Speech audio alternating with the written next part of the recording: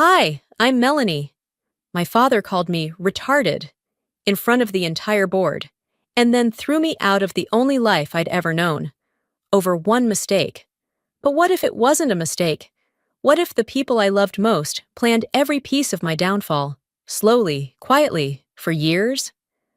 They rewrote my contract, forged my resignation, locked me out of my own home. I found out about the meeting from a calendar update I wasn't supposed to see. It was buried under another invite. Strategy Sync, 9 a.m. I blinked. That was my project. I clicked it open. Ronan had scheduled it with legal, ops, and the executive team. My name was missing. I marched down the hall to ask Dana, my assistant. She avoided my eyes, pretending to type. Hey, I said, trying to sound casual. The meeting this morning, why wasn't I looped in? Dana hesitated. I thought you knew. Knew what? She looked down. Ronan said, he told me you wouldn't be needed. My stomach dropped. It's my project. I know. I didn't think it was my place to question him. She wasn't lying. Not entirely. But she wasn't telling the truth either. The first cut didn't bleed. It just left this strange hollow behind my ribs. That night, I barely slept. I rehearsed what I'd say, how I'd ask my dad what the hell was going on. I told myself there had to be some misunderstanding, some calendar glitch maybe. I even thought about calling Ronan, but I couldn't stomach hearing that smug, syrupy voice say something like, "Let's not get emotional here, sis." I walked into the boardroom at 8:55 the next morning. The usual suspects were already there. Legal, ops, my dad, at the head of the table in his custom navy suit. Ronan sat near him, smirking like he'd already won something.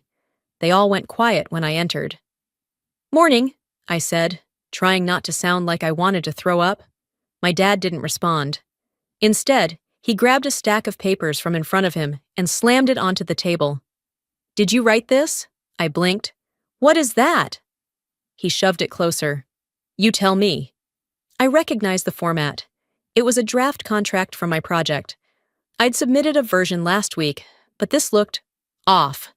I flipped through quickly. Figures were wrong. Sections were rearranged.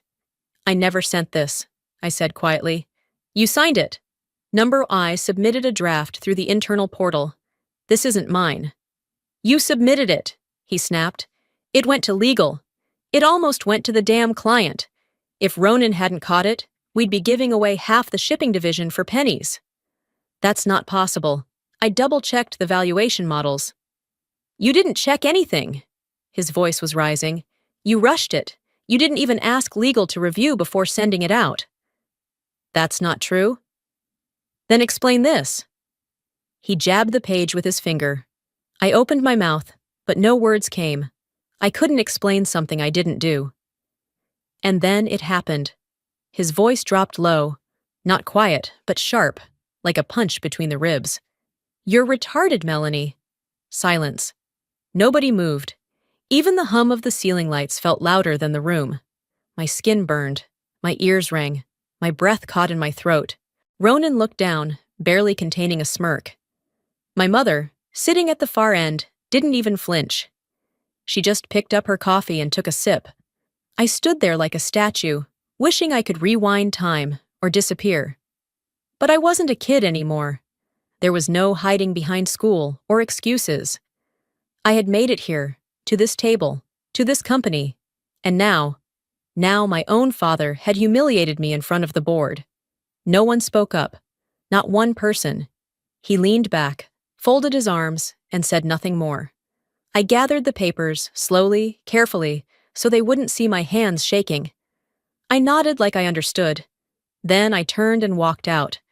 I don't remember the elevator ride. I just remember the silence.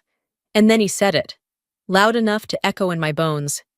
"You're retarded." I didn't cry in the elevator, not even when the doors shut and I was finally alone. But my throat felt raw, like I'd swallowed something too sharp to name. I drove straight home, hands clenched tight on the wheel. The office building faded behind me in the rearview mirror, but his words didn't. "You're retarded." I replayed it.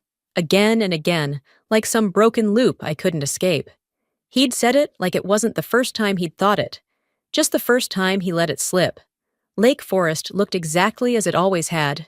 Too perfect, too quiet, too fake. The sun was already sinking behind the rows of manicured trees as I pulled up to the gate. I typed in the code. Nothing happened. I tried again, still locked. My phone buzzed. A message from the household system. Access suspended. Contact admin. At first, I thought it was a glitch. Then I saw him, Gregory, my father's assistant, standing by the front steps, holding an envelope. He didn't wave, just stood there, waiting, like this was any other delivery. I stepped out of the car slowly, leaving my bag behind. "What's this?" I asked, even though I already knew. He didn't answer, just handed me the envelope and stepped back. I opened it. Inside was a single sheet, formal letterhead, stiff tone. 6-month severance package, immediate offboarding, one-way ticket to Portland. Departure, 8:05 a.m. Portland? I'd never even been. "What the hell is this?" My voice came out hoarse. Footsteps behind me. My mother. She looked composed. Red lipstick, silk blouse, not a single hair out of place. Just like always. "We thought it would be best to give you some space," she said softly. "Space?" "You're kicking me out of my own home." My voice cracked. "You'll have a chance to reset," she said, like we were discussing yoga retreats. "It's not forever." I laughed. A short, bitter thing that didn't sound like me. "You know he called me retarded in front of the entire board today, right?" She blinked, lips parting slightly. But she didn't look shocked. She looked tired. "He's under a lot of pressure." I took a step back. "So that makes it okay?" "Melanie, don't make this harder than it already is." "No," I said. "You already did that for me." I turned to leave, then stopped short. There, parked just beyond the hedge line, was Ronan's car. Engine running, windows up. In the passenger seat, my mother's handbag. I stared, confused for a moment. Then the passenger window rolled down. My mother walked toward the car, silent, slid into the seat. Ronan said something I couldn't hear, and she smiled. That was when it hit me. This wasn't panic. This wasn't a last-minute fallout from Dad losing it. This was planned. I don't remember getting back to my car, just the sick, hot flush crawling up my spine as I turned the key. I didn't even know where I was going. All I knew was that I couldn't stay. By the time I got back to the city, it was dark. I booked a room at a mid-range hotel, the kind with floral bedspreads and plastic-wrapped cups. The clerk didn't ask questions, and I was too tired to offer any. I sat on the bed, opened the envelope again. Folded behind the flight itinerary was another paper I hadn't seen before. My resignation letter. Typed. Signed. Stamped. Except I hadn't written it. And the signature? It wasn't mine. I stared at the letter in my hands for a long time. Longer than I'd like to admit. The fake resignation sat there in black ink and crisp formatting, as if it had waited patiently for me to find it. Everything about it felt wrong. The font wasn't my usual choice. The spacing was off, just slightly, but I would have noticed. And the signature. It looked like mine, but not how I signed under pressure. It was too clean, too smooth. It was the kind of signature someone would copy and paste, not write. That was the moment something inside me stopped breaking and started shifting.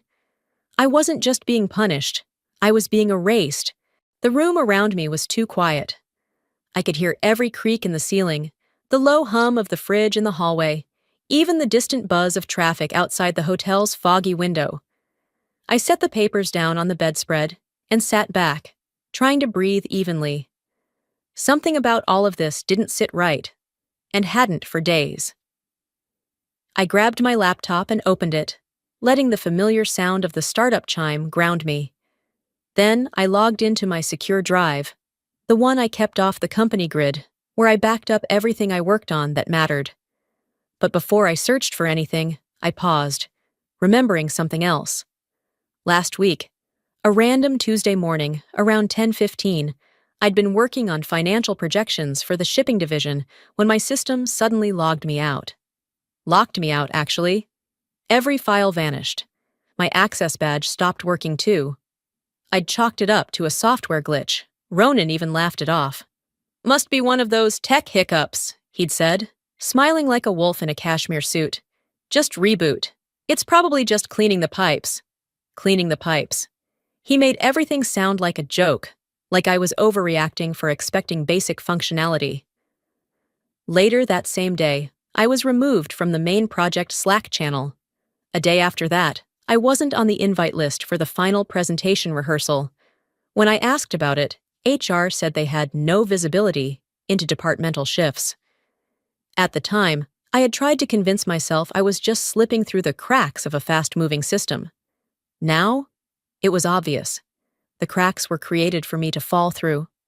I leaned forward, clicked open my files, and found my last version of the contract, the one I had finalized and saved the day before the legal review. Line by line, I scanned through it. My formatting, my numbers, my legal clauses. And then I opened the PDF my father had waved at me in the boardroom. The differences weren't glaring, but they were there. Clause 4.2, deleted. Line item values, cut in half. Language, altered, restructured, diluted. Someone had tampered with my document, not just edited it, sabotaged it. I needed answers, and I only knew one person who might have them. Dana, my assistant, the only one who had direct access to my inbox, calendar, and files. The one who used to bring me coffee without asking, and finish my sentences when I forgot where I was going mid-thought. I grabbed my phone and dialed. Voicemail. I tried again. Straight to voicemail. I sent a text. Nothing. Then I opened her Instagram. Last active, 3 hours ago. I messaged her. It didn't go through. Blocked. I dropped the phone onto the bed like it had burned me. They got to her too. I felt the rage rising. Not the explosive kind, but the kind that burned low and steady in my chest. I wasn't just being removed. I was being framed. Cleanly, quietly, strategically. I walked to the small desk by the window, opened my laptop again, and clicked open my encrypted archive. One I hadn't touched since grad school. Back then, I'd created a habit. Every file I ever worked on, I kept a mirror copy. Timestamps, original file paths, proof. I wasn't sure what I'd find, but I knew where to start. And if they wanted me gone, they should have done a better job deleting the original me. I hadn't planned to stay up all night, but sleep never came, and by the time the first streak of gray cut through the city skyline, my laptop was surrounded by a maze of open windows, contracts, time logs, backup folders, message threads. 2 versions of the contract sat side by side on my screen. My version, meticulous, clean, properly formatted. Every clause aligned, every valuation triple-checked. I'd poured 3 weeks of my life into that draft. The other version, the one shown to the board, was a mess in disguise. A butchered copy, clauses sliced away like fat. Key figures halved. Even the language felt wrong, like someone had run my words through a blender and smoothed it out just enough to pass a glance. But not my eyes. I knew my work, and this was someone else's hand pretending to be mine. There was no room for doubt now. I wasn't sloppy. I was set up. The adrenaline that had carried me through the night was fading, replaced by the cold throb of fatigue. But before I let my body crash, I needed to know one more thing. The email. The one that supposedly sent the contract to legal. I dug through my archive and found no record of that email ever leaving my inbox. I was obsessive about logging correspondence, especially with legal. But there was nothing. I remembered Ronan making a snide comment in the kitchen one day. Paper trails are only useful when you control the paper. I'd laughed at the time. Now it made my stomach turn. I checked my smartwatch, an old habit I never broke, even when I hated the look of it. I pulled up my location history. At the exact time the email was supposedly sent from my work account, I was 2 miles across town at a supplier meeting. My GPS showed me at the corner of Randolph and Clinton, timestamped and geotagged. I cross-referenced it with the email metadata the board had reviewed. According to the internal report, the email came from my company device, at my desk, logged in under my name. Except I wasn't there. My smartwatch proved it. But when I tried to retrieve my company system logs, they were gone, wiped, clean, as if I'd never been there at all. Somebody had scrubbed the timeline, erased my alibi, and the only way they could do that was with access I no longer had. I sat still for a few seconds, letting the weight of it settle into my bones. Whoever did this didn't just want me out. They wanted to make sure no one remembered I was ever in. I stood up, stretched my stiff legs, and poured myself a glass of water from the courtesy pitcher on the dresser. My hands weren't shaking anymore. I wasn't confused. I wasn't scared. I was done hoping this would fix itself. I walked back to the desk, sat down, and opened a blank message draft. To Ronan Varel at varelglobal.com. Subject: Curious. Do you remember what you said about paper trails? I stared at the blinking cursor. Then I deleted the message. He didn't deserve a warning. Instead, I opened a folder titled Red Flag Legal Backup and began copying files onto a private drive. I encrypted everything with a new passcode, one I'd never used at work. Halfway through the upload, my phone buzzed. Blocked number, one new message. I almost ignored it, but something made me open it. Don't trust anyone, not even her. My spine stiffened. There was no name, just a single character at the bottom of the message. E. I stared at the message for a full minute before locking my phone and sliding it under the pillow. My heart wasn't racing anymore, just beating steadily, like it had made a decision long before I caught up to it. By the next morning, I was on a train headed east. I didn't tell anyone. There was no one to tell. Boston felt like the right kind of place to disappear. Familiar enough from school days, distant enough from my family's reach. I rented a desk in a shared office downtown, something anonymous with frosted glass doors and quiet people who didn't ask questions. I set up my laptop, opened my folders, and forced myself to start from the beginning. To move forward, I had to go back, to the moment it all collapsed. It was the morning of the final presentation.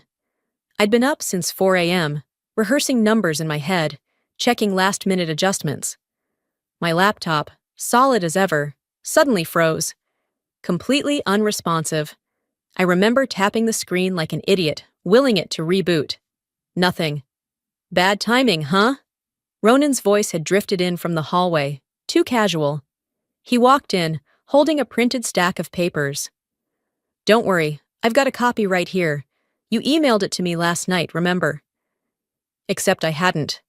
But in the chaos of the moment, of the room filling with board members, my dad barking about punctuality, my anxiety fogging everything, I took the papers. I was too proud, too scared to admit I wasn't ready. I flipped to the executive summary and felt my gut twist. The language was off. Some of the metrics looked deflated. But I told myself it was nerves, that I was being paranoid. I used that version. The version Ronan handed me. The same one that got me fired. Now, 1 week later, sitting under sterile white lights and the hum of someone else's coffee machine, I reopened the file chain.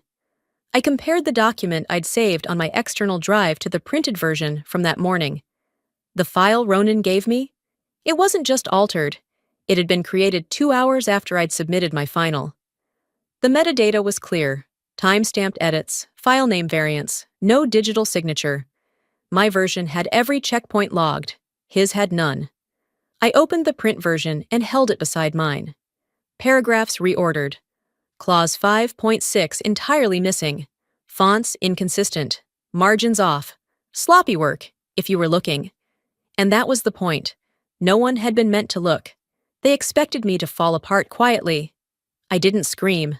I didn't throw anything. I just sat there, teeth clenched, rereading every line with a stillness that felt surgical. They forged my mistake. And they handed it to me like a loaded gun, knowing I'd fire it into my own foot. But they forgot one thing. I keep records. I composed an email to the legal team. 2 sentences. No accusations. Just questions.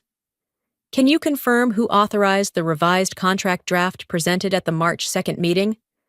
I'd like to verify the final formatting source. I hit send. Then I waited. 20 hours later, my phone rang. Mel? Ronan's voice. Too smooth, too fast. Hey, I got a ping from legal. They said you were asking questions. Just wanted to check in, you know? I didn't respond. Look, I know things got out of hand, and maybe Dad was a little harsh. But you've got to understand, there was pressure. It wasn't personal. Still silent. You okay? That's when I spoke. You really shouldn't have. And I hung up. It had been 4 weeks since I left Chicago behind. 4 weeks since I slammed the door on that call with Ronan. I thought the anger would dull with time. It didn't. Instead, it turned into something sharper, something useful. Boston gave me space. I rented a small unit above a wine bar in the North End. Cozy enough to work from, anonymous enough to feel safe. My days were quiet, predictable. Research in the morning, encrypted calls with potential partners in the afternoon, cold meals at night. But it was the mailbox downstairs that changed everything. One afternoon, after a long call with a maritime logistics contact in Singapore, I found a cream-colored envelope wedged between credit card offers and pizza coupons. My name was written in familiar, blocky handwriting I hadn't seen since I was a teenager. Inside was a single page. No signature, no return address, just a message in Ephraim's hand. They've underestimated the one I taught best. Do not trust email. They're watching everything. Use what I gave you. For a moment, I just sat on the stairwell, letter in hand, fingers trembling slightly. I hadn't heard from my grandfather since the day I was escorted out of the boardroom. Everyone thought he was too old, too tired to care anymore. They didn't know him. He never stopped watching. And clearly, he hadn't stopped protecting me either. The next morning, I registered a company under a name I'd scribbled in the margins of my grad school notebooks years ago. Phoenix Navigation Solutions. A rebirth. A rise. Quiet, unassuming, but sharp where it counted. I hired 3 people. None of them from Chicago. No resumes that could be traced back to Varel. Just scrappy, brilliant, hungry minds who liked puzzles and hated bureaucracy. We set up shop in a co-working loft with brick walls and terrible coffee. But it was ours. We worked quietly, with no press, no LinkedIn posts, just data, trade flows, port traffic, licensing renewals, and one clause, 23.4b, printed and pinned above my desk. In the event of restructuring or asset transfer, the original signatory shall maintain first right of refusal for all Pacific Rim shipping routes and associated infrastructure. Buried in corporate legalese, nearly invisible, but not to me. A week after Phoenix launched, I received another letter from Ephraim. No greeting, no pleasantries. Watch the Singapore deal. They're overstating asset value. The real leverage is in the port access. Jakarta and Cebu are next. You know what to do. I didn't need translation. It was a game of dominoes, and I was watching them line up. Every few days, more letters came. No digital trail, no proof he existed in this plan. Just paper, ink, and intent. Trust no one, he wrote once, especially the ones who smile too easily. I thought of my mother, her calm voice handing me a plane ticket out of the house, the way she sat in Ronan's passenger seat that night. Not confused, not conflicted, comfortable. They'd all made their choice. Now I was making mine. Each note from Ephraim was another breadcrumb. Each one pulled back the curtain a little more.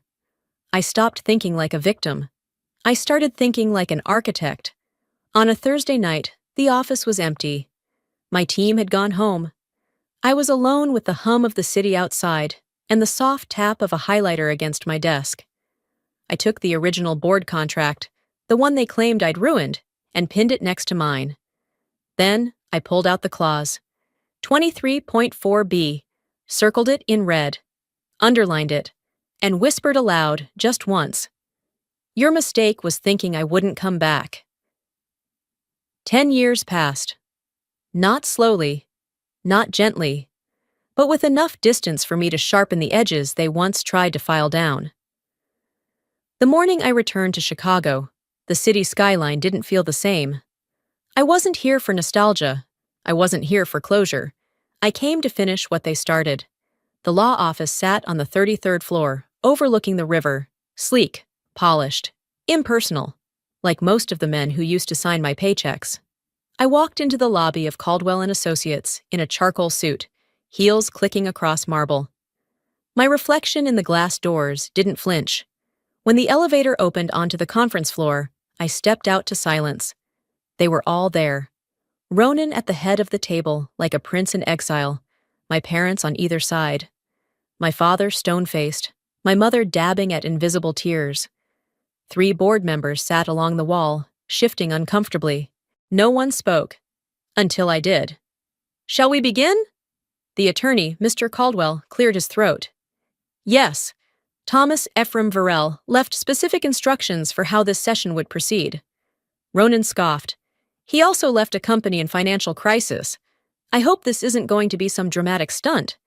I sat down across from him, unbothered. Mr. Caldwell opened the envelope. "To my granddaughter, Melanie Varel, I leave all controlling interest in Varel Global, including but not limited to voting rights, majority shareholding, and full operational authority." The air left the room. Ronan laughed once, short, bitter. "That's not possible. The shares were supposed to transfer to me. The board approved it." Mr. Caldwell didn't blink. "The board was not informed of the full terms of Ephraim's private trust. Those terms override all internal policies." My father leaned forward. "This isn't legal." Mr. Caldwell pulled out another folder. "What's illegal is document tampering, vote rigging, and falsified termination records." He slid the folder across the table.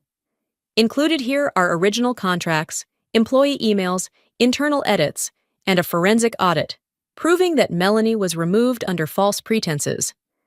I reached into my briefcase and placed my version of the shipping contract on the table. Clause 23.4b, highlighted in yellow.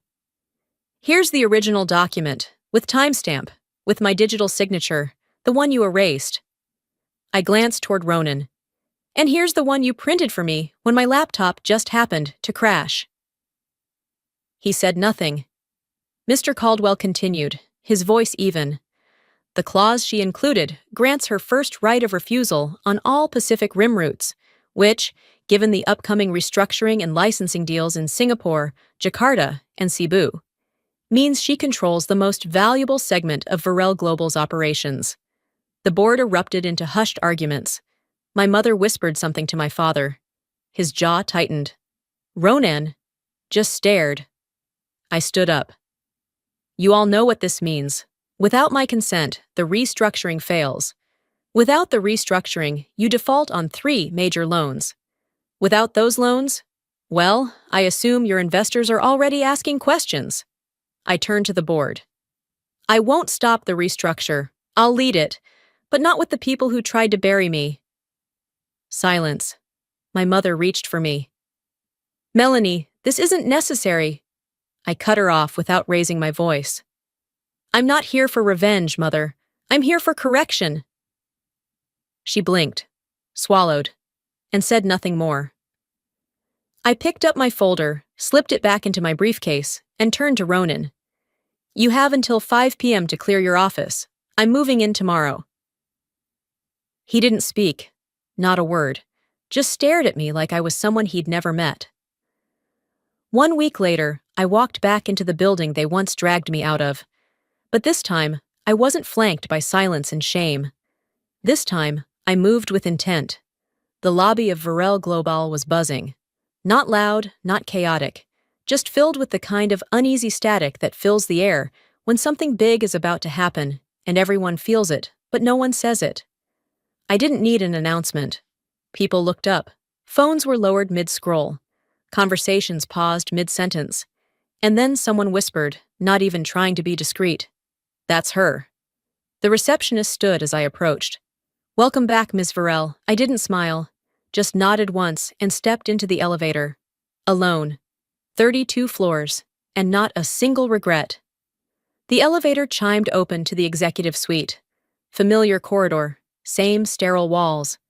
But this time, the air didn't push against me, it made way. Ronan's door was already open. He was inside, sleeves rolled up, shoving papers into a box. His usually slick hair was out of place, shirt wrinkled, confidence cracked. He didn't look at me right away, just said, "Guess you're early." "I always was." He glanced up, gave me a half smile, like we were back in the break room years ago, and this was all just a misunderstanding. "Look, Melanie." "No," I stepped in. "You don't get to lead with charm. You don't get to act like you didn't watch me drown and hand me the anchor." His jaw tensed. "I made mistakes, all right? I didn't think it would go that far, Dad." "Don't blame Dad," I cut in. "You didn't just fire me. You erased me from files, from meetings, from my own family, and you smiled while doing it." He exhaled through his nose slowly. "I was scared of losing everything." "And now you have." I slid the envelope across his desk. "Board endorsed. Legal's already signed off. You're out of operations for 5 years. No advisory role, no assets, non-compete locked in." "You're freezing me out." "I'm giving you what you gave me, but I'm doing it legally." He swallowed, eyes flickering to the papers. "You win then." I shook my head. "This isn't a game anymore. It never should have been." He didn't argue. He just nodded once, tight and bitter, and went back to packing. I left the office without looking back, but I didn't get far. My parents were waiting in the executive lounge. My mother stood first. "Melanie, please." She looked tired in a way I hadn't seen before, not from age, from truth. "I didn't know everything. I thought they were protecting the company." "You were in the car," I said flatly, "with Ronan, the night I was thrown out." She blinked. "It wasn't like that." "It was exactly like that." My father cleared his throat. "Mel, you've made your point, but let's be smart about this. The company needs unity. We can talk." I stepped closer. "You chose him. You chose loyalty to a version of the company that died the day you told me I wasn't good enough." He looked away. Couldn't meet my eyes. "I'm not here to fight anymore," I continued, "but I won't pretend we're okay. Not now. Maybe not ever." I walked past them and opened the door to what used to be my grandfather's office. Now it was mine. I didn't cry. I didn't smile. I placed one thing on the desk before sitting down.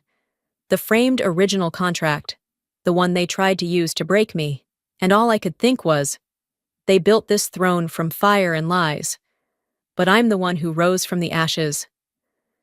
3 weeks had passed since I walked into this office with the weight of 10 years trailing behind me. Now, I sat at the same desk my grandfather once ruled from, not as an heir, because heirs wait, but as a builder, a restorer, a woman who came back not for blood, but for balance.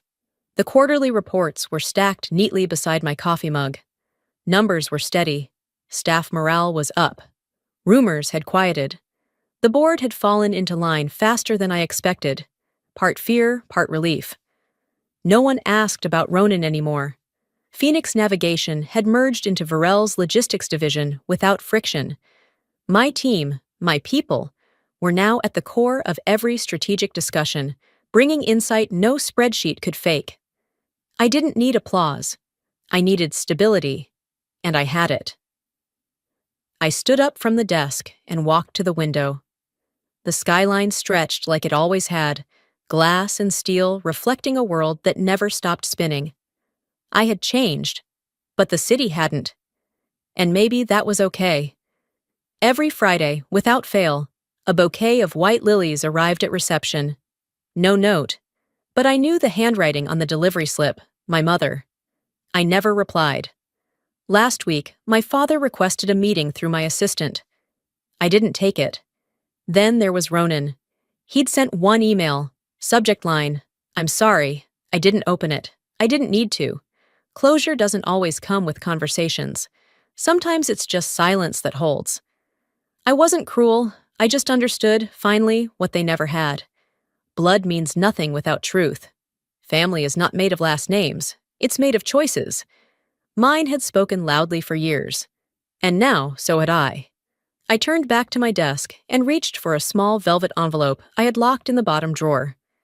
It was the last letter from Ephraim, dated 1 month before his death. It had been marked to be delivered only after the will was read. I unfolded the paper, hands steady. Melanie, queens don't wait for crowns, they build their own. And they do it not to be seen, but to lead.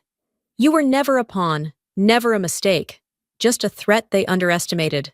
Don't become what they feared, become what they needed. I folded the letter carefully, placed it back in its envelope, and returned it to the drawer. Then I stood, walked to the door, and took one last look at the framed contract on the wall, the same one they tried to use to break me. It didn't symbolize revenge anymore. It represented survival and evolution. I stepped into the boardroom, where the next meeting was about to begin. No heads turned in surprise this time, no sideways glances, just acknowledgement, and something more powerful than any title: respect. Some stories don't end with revenge. They end with understanding who you are, no matter who refused to see it. I used to believe loyalty was owed, especially to those we call family. But I learned the hard way. Loyalty that costs you your identity isn't love, it's control. Being underestimated hurt. Being betrayed by blood, that shattered me. But here's the truth. Sometimes the people who break you are also the reason you rebuild stronger. This isn't just a story about revenge or business. It's about knowing your worth even when no one else does. It's about fighting for the truth even when it costs you everything. And above all, it's about choosing who you become, no matter who tried to define you.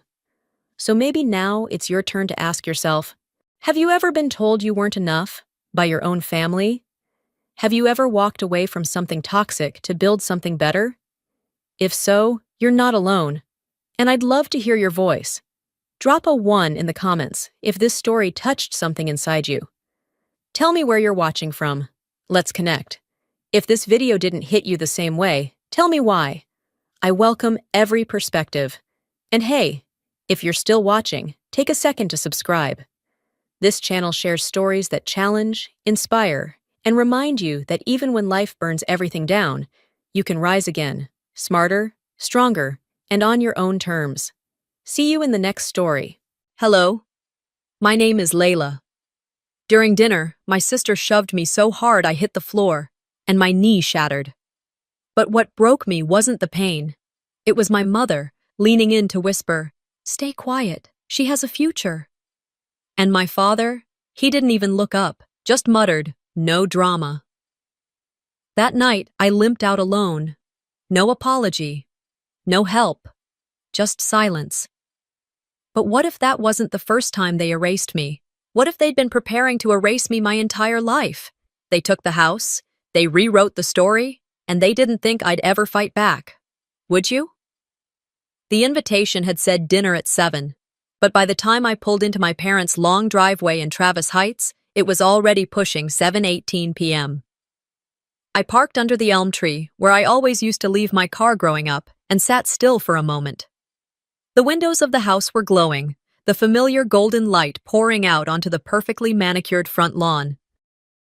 I could already imagine the hum of conversations, the clinking of wine glasses, and the click of my mother's heels across the marble floors. I glanced down at the cake on the passenger seat, German chocolate from scratch. I'd stayed up the night before finishing it, despite being on my feet all day at the clinic. Sable's favorite, or at least it had been when we were kids. I thought it might mean something if I brought it. When I finally walked through the front door, the scent of rosemary and roasted chicken hit me first. My mother was talking loudly in the kitchen, her voice smooth and bright like a TV anchor. Sable's laugh chimed in from the dining room, perfectly timed, as if she was trained to laugh only at the right decibel. "Layla," Mom said, noticing me with a tilt of her head. "You made it."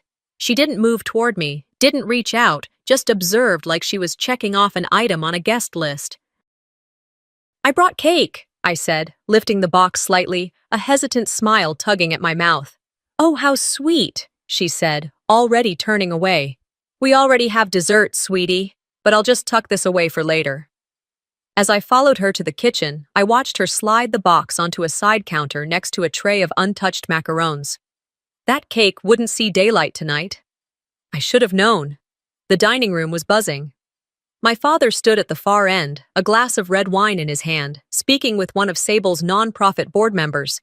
He glanced up, caught my eye for a second, then looked past me as though I were someone's plus one. Sis! Sable's voice was warm and bright, but I recognized the performative edge in it. She was glowing, draped in a pale blue wrap dress, hair curled, lashes done. The woman who once borrowed my clothes and begged me to do her algebra homework now looked like someone off a magazine cover.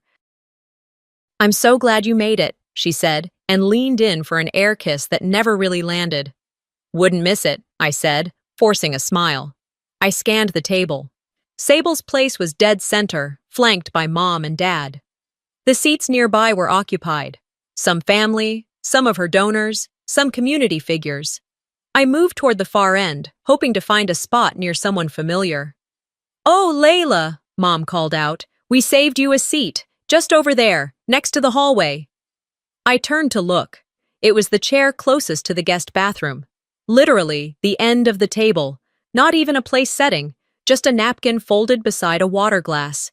No one around me was talking. I sat down slowly, adjusting my skirt under the chair, willing myself not to make a face. The thing is, it wasn't the seat, it was the message. I'd come from work, still smelling faintly of antiseptic, with a small bruise on my wrist from lifting a patient. I hadn't had time to change. I brought a cake I knew wouldn't be served, and now I was tucked away like the cousin nobody really knows. When the toasts began, I tried to disappear into the linen. My father raised his glass first. To Sable, he said, with that CEO voice that had sold condos and closed deals for years, for reminding us all what true community leadership looks like. Applause. Next came her donor, then someone from her board, and then Mom stood, clutching a crystal glass. From the moment she was born, I knew she was meant for something big, she said, eyes damp and shiny. Sable was never afraid to take up space. People nodded, in agreement. I waited. A beat. Then, when the lull came, I tried to speak. I remember when we did that cleanup at Barton Springs, Sable and I were— Oh, that was years ago, Sable cut in smoothly, chuckling.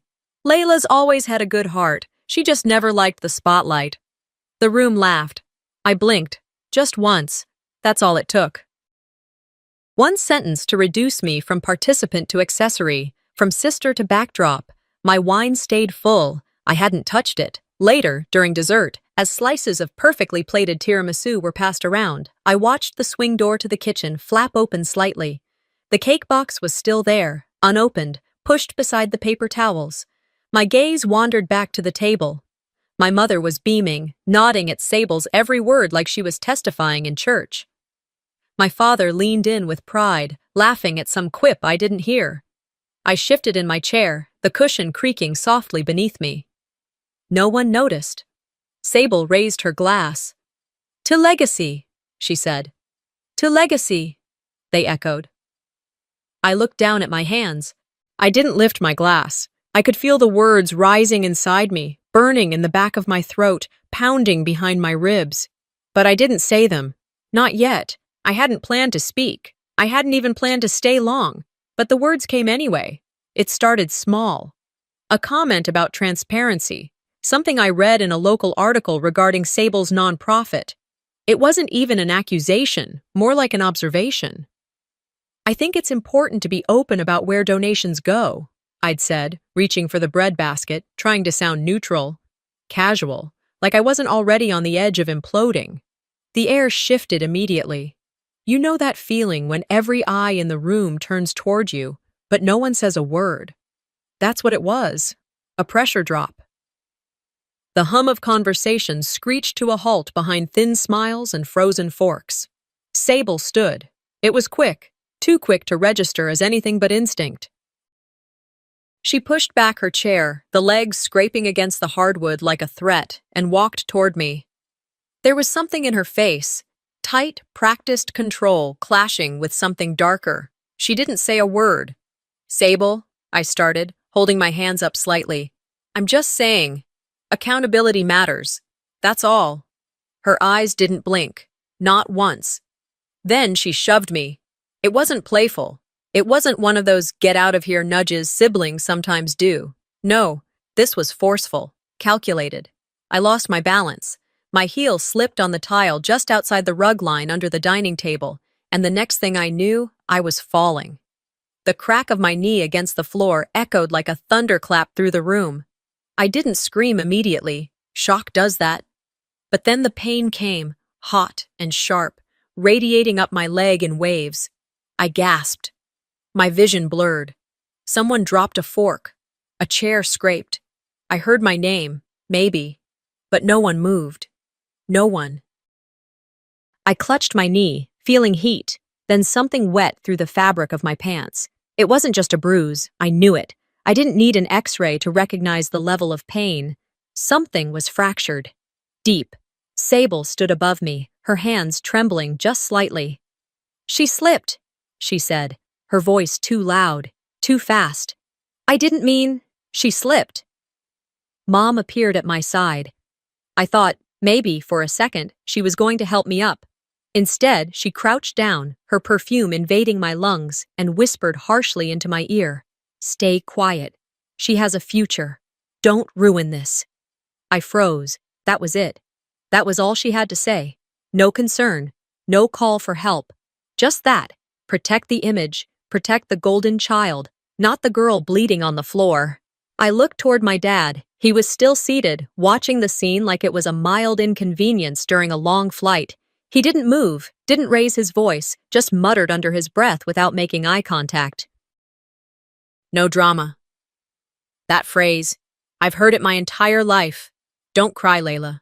Don't complain. Don't ruin the moment. Don't be the one who makes everything messy. I tried to stand, but my leg collapsed under me. The pain sent a fresh bolt of nausea up my spine. I choked on the air, desperate for someone, anyone, to move. I think she needs help, someone said near the end of the table. A guest, a stranger. She's sensitive, Mom replied without missing a beat. She'll be fine. I was not fine. I crawled, hand over hand across the tile to the kitchen counter. I used the cabinet handle to pull myself upright, the weight on my good leg making me dizzy. I heard whispers behind me, awkward laughs, the clinking of plates as dessert resumed. I didn't say goodbye. I didn't grab the cake. I limped out the side door without a word, feeling heat bloom behind my eyes, but refusing to let a single tear fall. The porch light was still on as I made my way to my car, the gravel biting into my shoes. My legs screamed with each step. I could barely bend it as I climbed in and slammed the door. I sat there for a while, my hands trembling on the steering wheel, the cake box still in the passenger seat, unopened, untouched, just like me. It was quiet in the car, too quiet. And in that silence, something broke. Not my knee, not just that, but something deeper. Something I had been holding together for years. I started the engine. As I drove through the winding streets of the neighborhood, my mind buzzed with everything that had just happened. I wanted to scream, to cry, to turn the car around and force someone, anyone, to acknowledge the insanity of what I'd just endured. But I didn't. Halfway home, the pain became unbearable. A stabbing sensation every time the car hit the slightest bump. My breathing got shallow. I pulled over near an empty park, barely managing to throw the gear into park before curling forward with my head against the wheel. I fumbled for my phone, my fingers slick with sweat. I unlocked it, pulled up my hospital's direct line, but I didn't press call. Instead, I opened the voice memo app.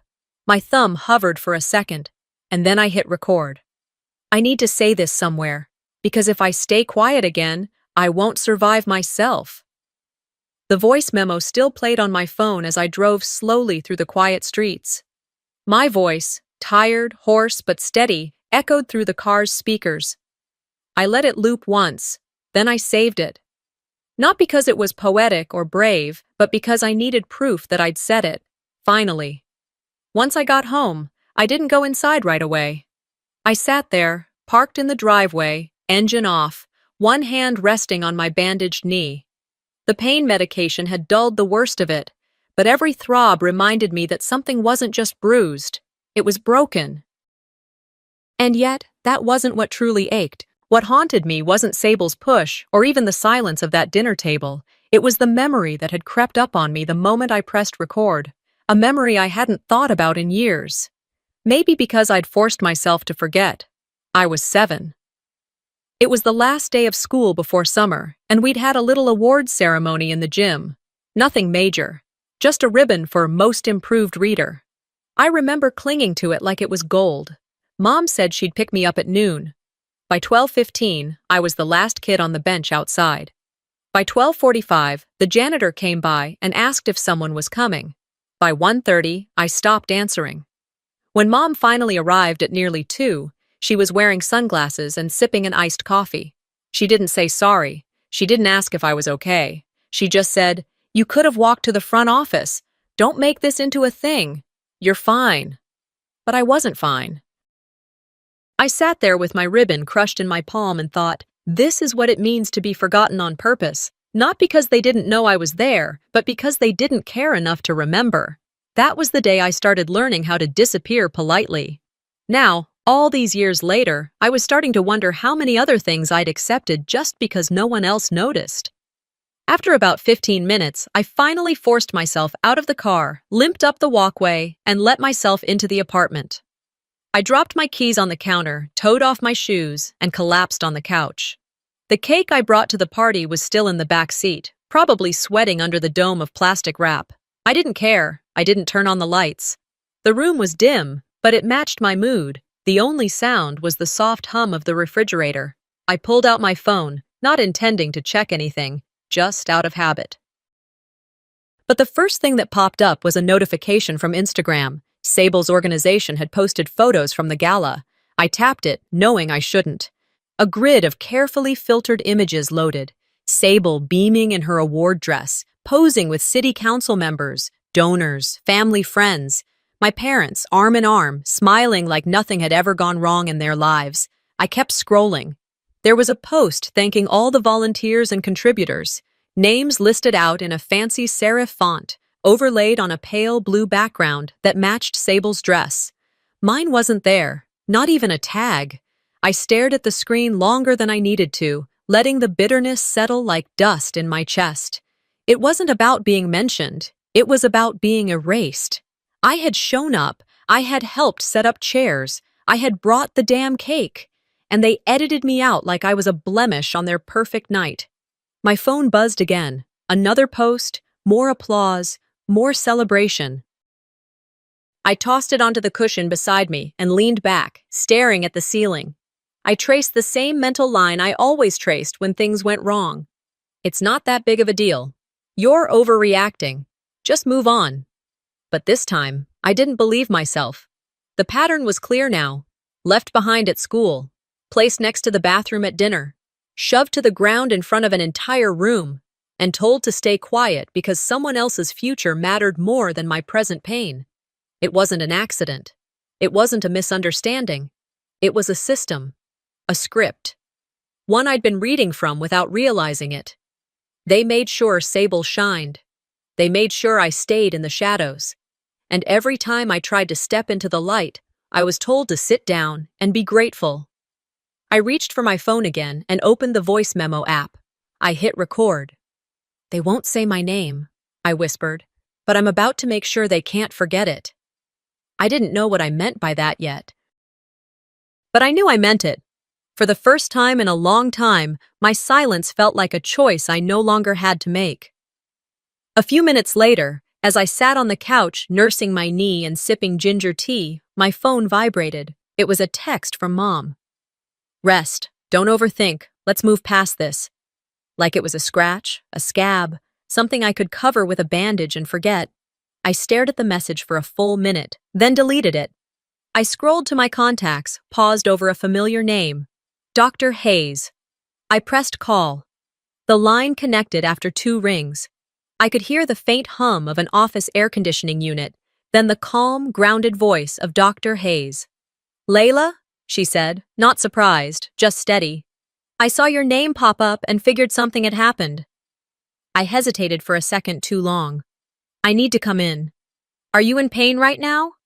"Yes, but not just physical." "Come first thing tomorrow. I'll shift my schedule. Just be here at 9. I didn't say thank you. I didn't have it in me. I just whispered, "Okay," and hung up. That night, I didn't sleep. Not well, anyway. My knee throbbed beneath the ice pack. I tried to distract myself by watching old sitcom reruns, but every laugh track felt like a reminder of the night before. The forced chuckles at the table when Sable diminished me in front of a room full of people, the false warmth, the curated affection. At 8:15 a.m., I left my apartment and drove slowly, carefully to Dr. Hayes's clinic. The streets were just beginning to stir, the sun angling in through the windshield as if nothing had happened at all. But something had, something big. I was early, and the waiting room was still quiet, the receptionist setting up the coffee station when I limped in. She recognized me and greeted me kindly, but didn't ask questions. A small mercy. Dr. Hayes came out a few minutes later, her white coat open over a navy blouse, a soft expression in her eyes.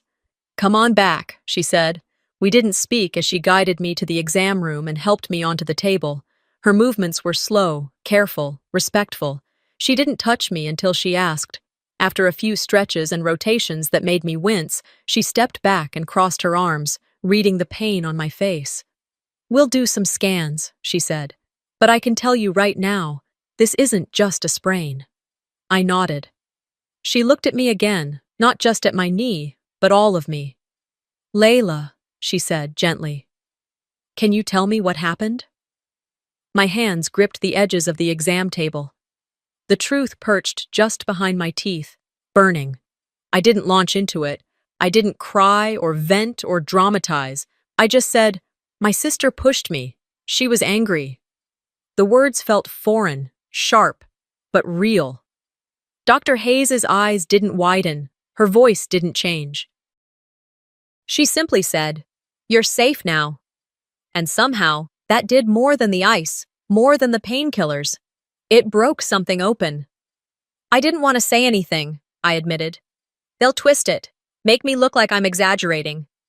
"Layla," she said softly, "you did the hard part already. You told the truth." She paused, then added, "And as your physician, I'm legally required to report this. It's not optional." My heart dropped. "Can't we wait? Just until I talk to them first?" "You don't owe them a warning," she said firmly.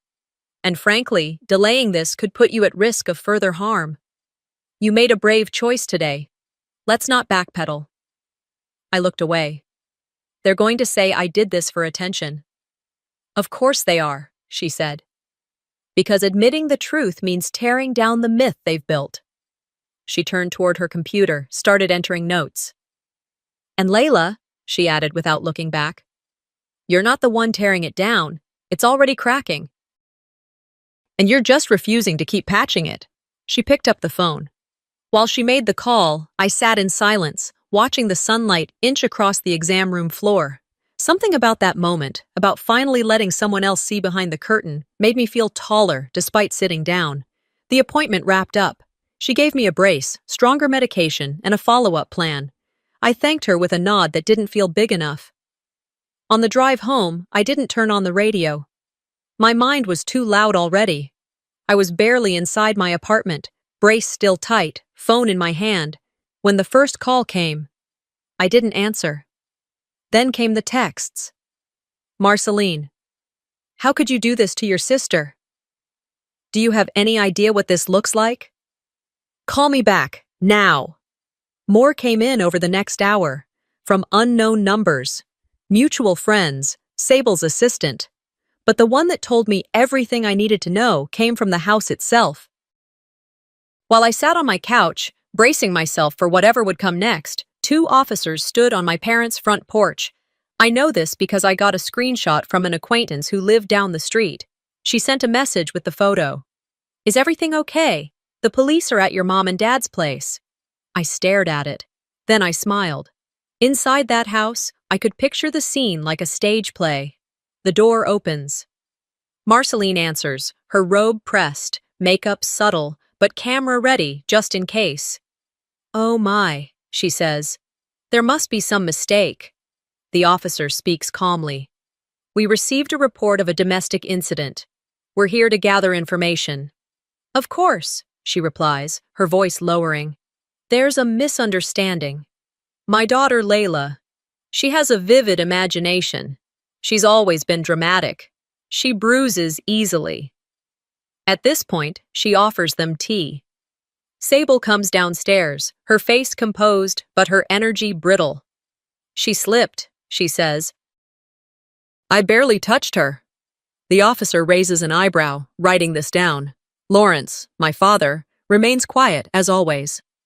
He stands behind them, a hand in his pocket, watching, saying nothing, but he hears everything. "She's just doing this because she can't stand that I've made something of myself," Sable finally snaps, her voice cracking. "She's always wanted to be me." I don't know how long the officers stayed.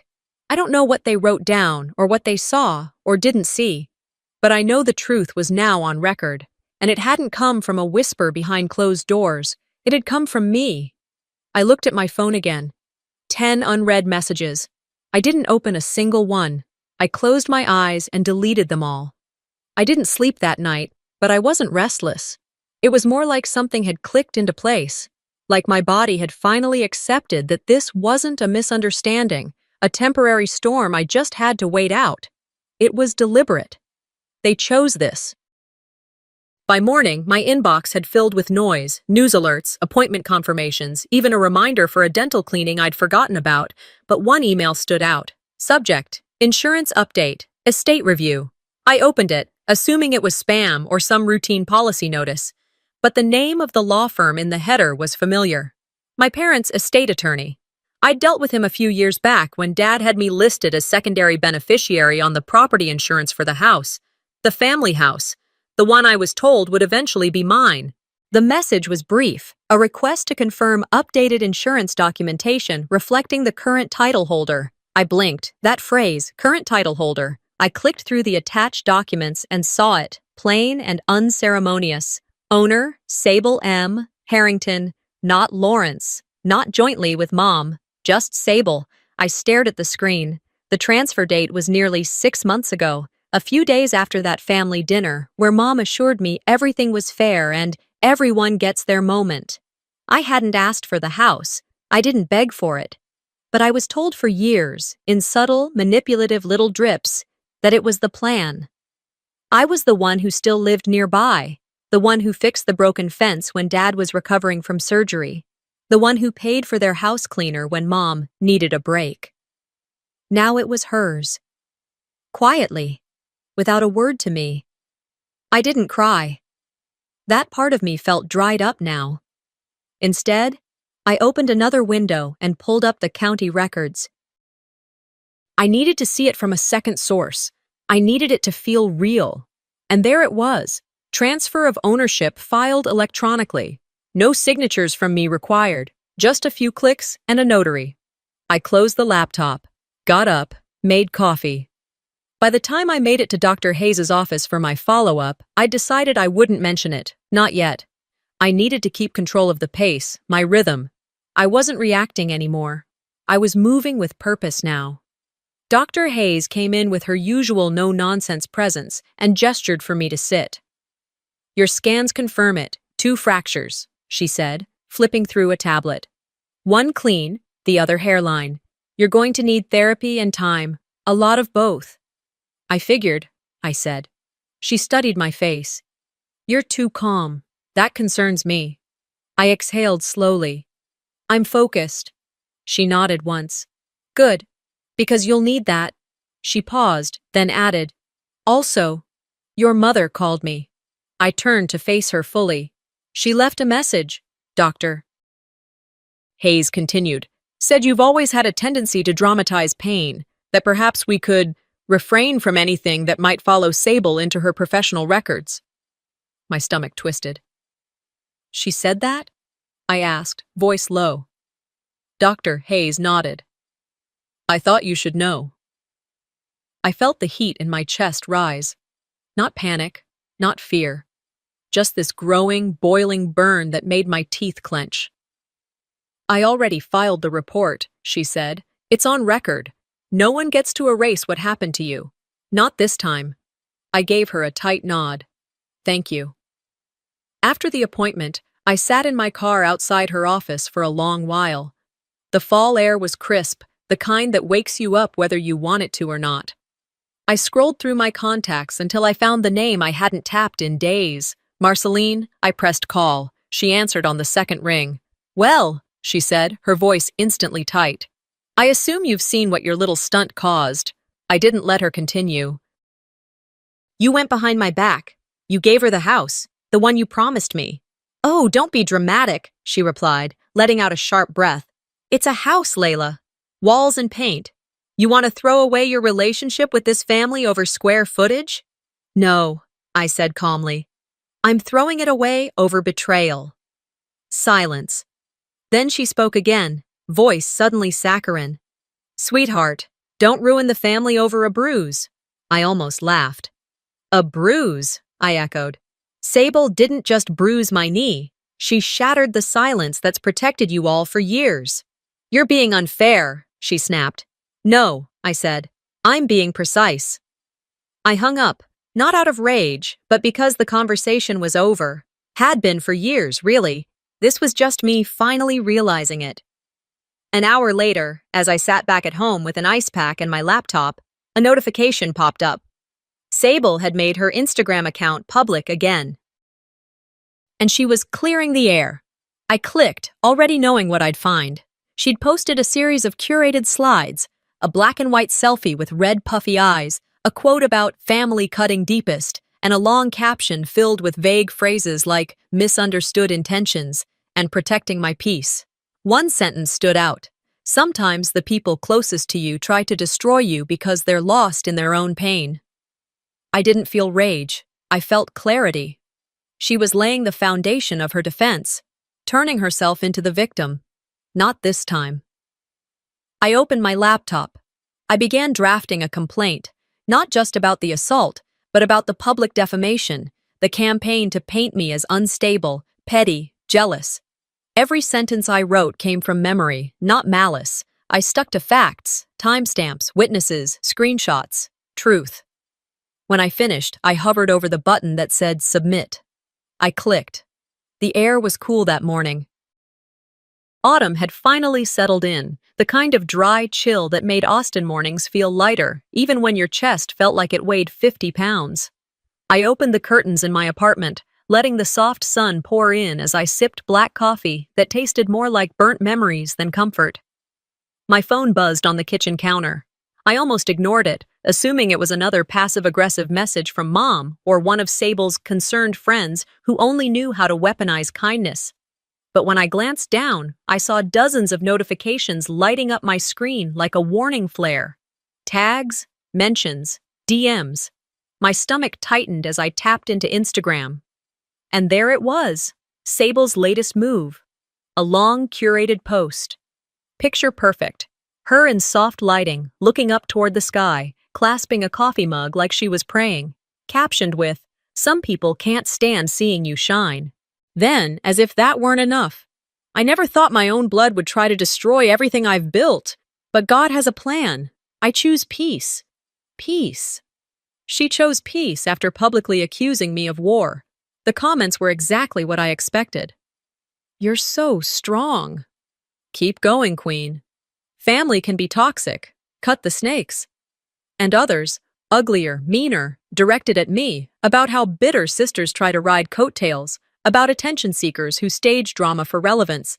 I hadn't even responded yet, hadn't said a word, but she was already painting the stage and assigning the roles. Hers, the misunderstood radiant leader. Mine, the jealous, broken background character. I set the phone down without reading more. Then it buzzed again. Voicemail. From my mother. I didn't want to listen, but I knew I had to. I needed to know how far she was willing to go this time. I pressed play. Her voice came through the speaker, that slow, careful tone she used when she wanted to seem reasonable. Layla, this is getting out of hand. You're going too far. Think about your career, your reputation. Think about what people will say when this becomes bigger. You still have time to make this right. But if you keep pushing this, I can't protect you. She paused. I won't protect you. Click. I stared at the phone, then opened my voice memo app and recorded the message straight from speaker. Saved it, labeled it, Marceline, Threat 1021. Because at this point, I knew I couldn't trust anyone not to rewrite history. Later that afternoon, I got a message from Taylor, an old college friend I hadn't talked to in months. Hey, you need to hear this. Sending you a link. Don't shoot the messenger. It was a podcast link. Sable had gone live with one of those cozy, feel-good hosts who specialize in healing trauma and setting boundaries with toxic people. The episode was called When Jealousy Lives in the Family. I didn't want to listen, but I did. In the first 10 minutes, she never used my name, but she didn't have to. There's someone in my life, Sable said in that soft, breathy voice she always used when she wanted to sound humble. Who's really struggling right now? I have compassion for her truly, but it's hard when that pain gets turned against you. The host hummed in sympathy. Sable continued. Sometimes, when you do well, the people you thought loved you can't handle it. They twist your kindness into something ugly. They accuse you of things that never happened, just so they don't have to look at their own unhappiness. I sat frozen, listening to her rewrite everything. No one asked her why someone would fabricate medical records. No one pushed back. Just more praise. You're so brave for sharing this. You're showing grace in the face of cruelty. The next morning, her follower count jumped by 20,000. Mine stayed at 912. I could have screamed. I could have posted screenshots. I could have written a scathing rebuttal. But instead, I did something different. I opened my laptop, logged into my old blog, one I'd barely touched since grad school. I updated the password, rebranded the page with just my name, and then I wrote, no name calling, no drama, just facts. I started with the night of the dinner. I described the sequence of events. I attached medical records, redacted but verifiable, a time-stamped photo of my swollen, bruised knee, the official hospital intake form. And then I wrote, carefully, I have nothing to gain from this truth, but I have everything to lose by staying silent. Silence protects power, not people. I was taught to keep the family's reputation intact, no matter what it cost me. But not anymore. I clicked publish. No hashtags, no filters, just the truth, sitting plainly on the screen. I closed the laptop, feeling a strange mix of nausea and calm. The way you feel right before a big storm hits, but after you've boarded up the windows. And then, as if on cue, another ping. New email.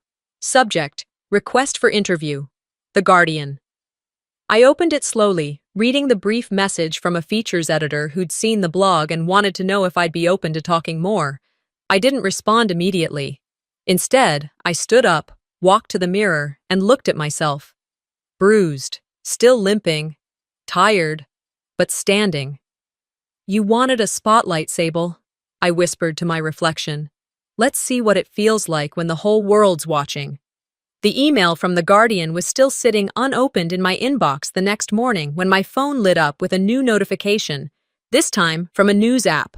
I almost ignored it. I had grown used to seeing headlines I wanted to avoid, especially when they hinted at anything close to home.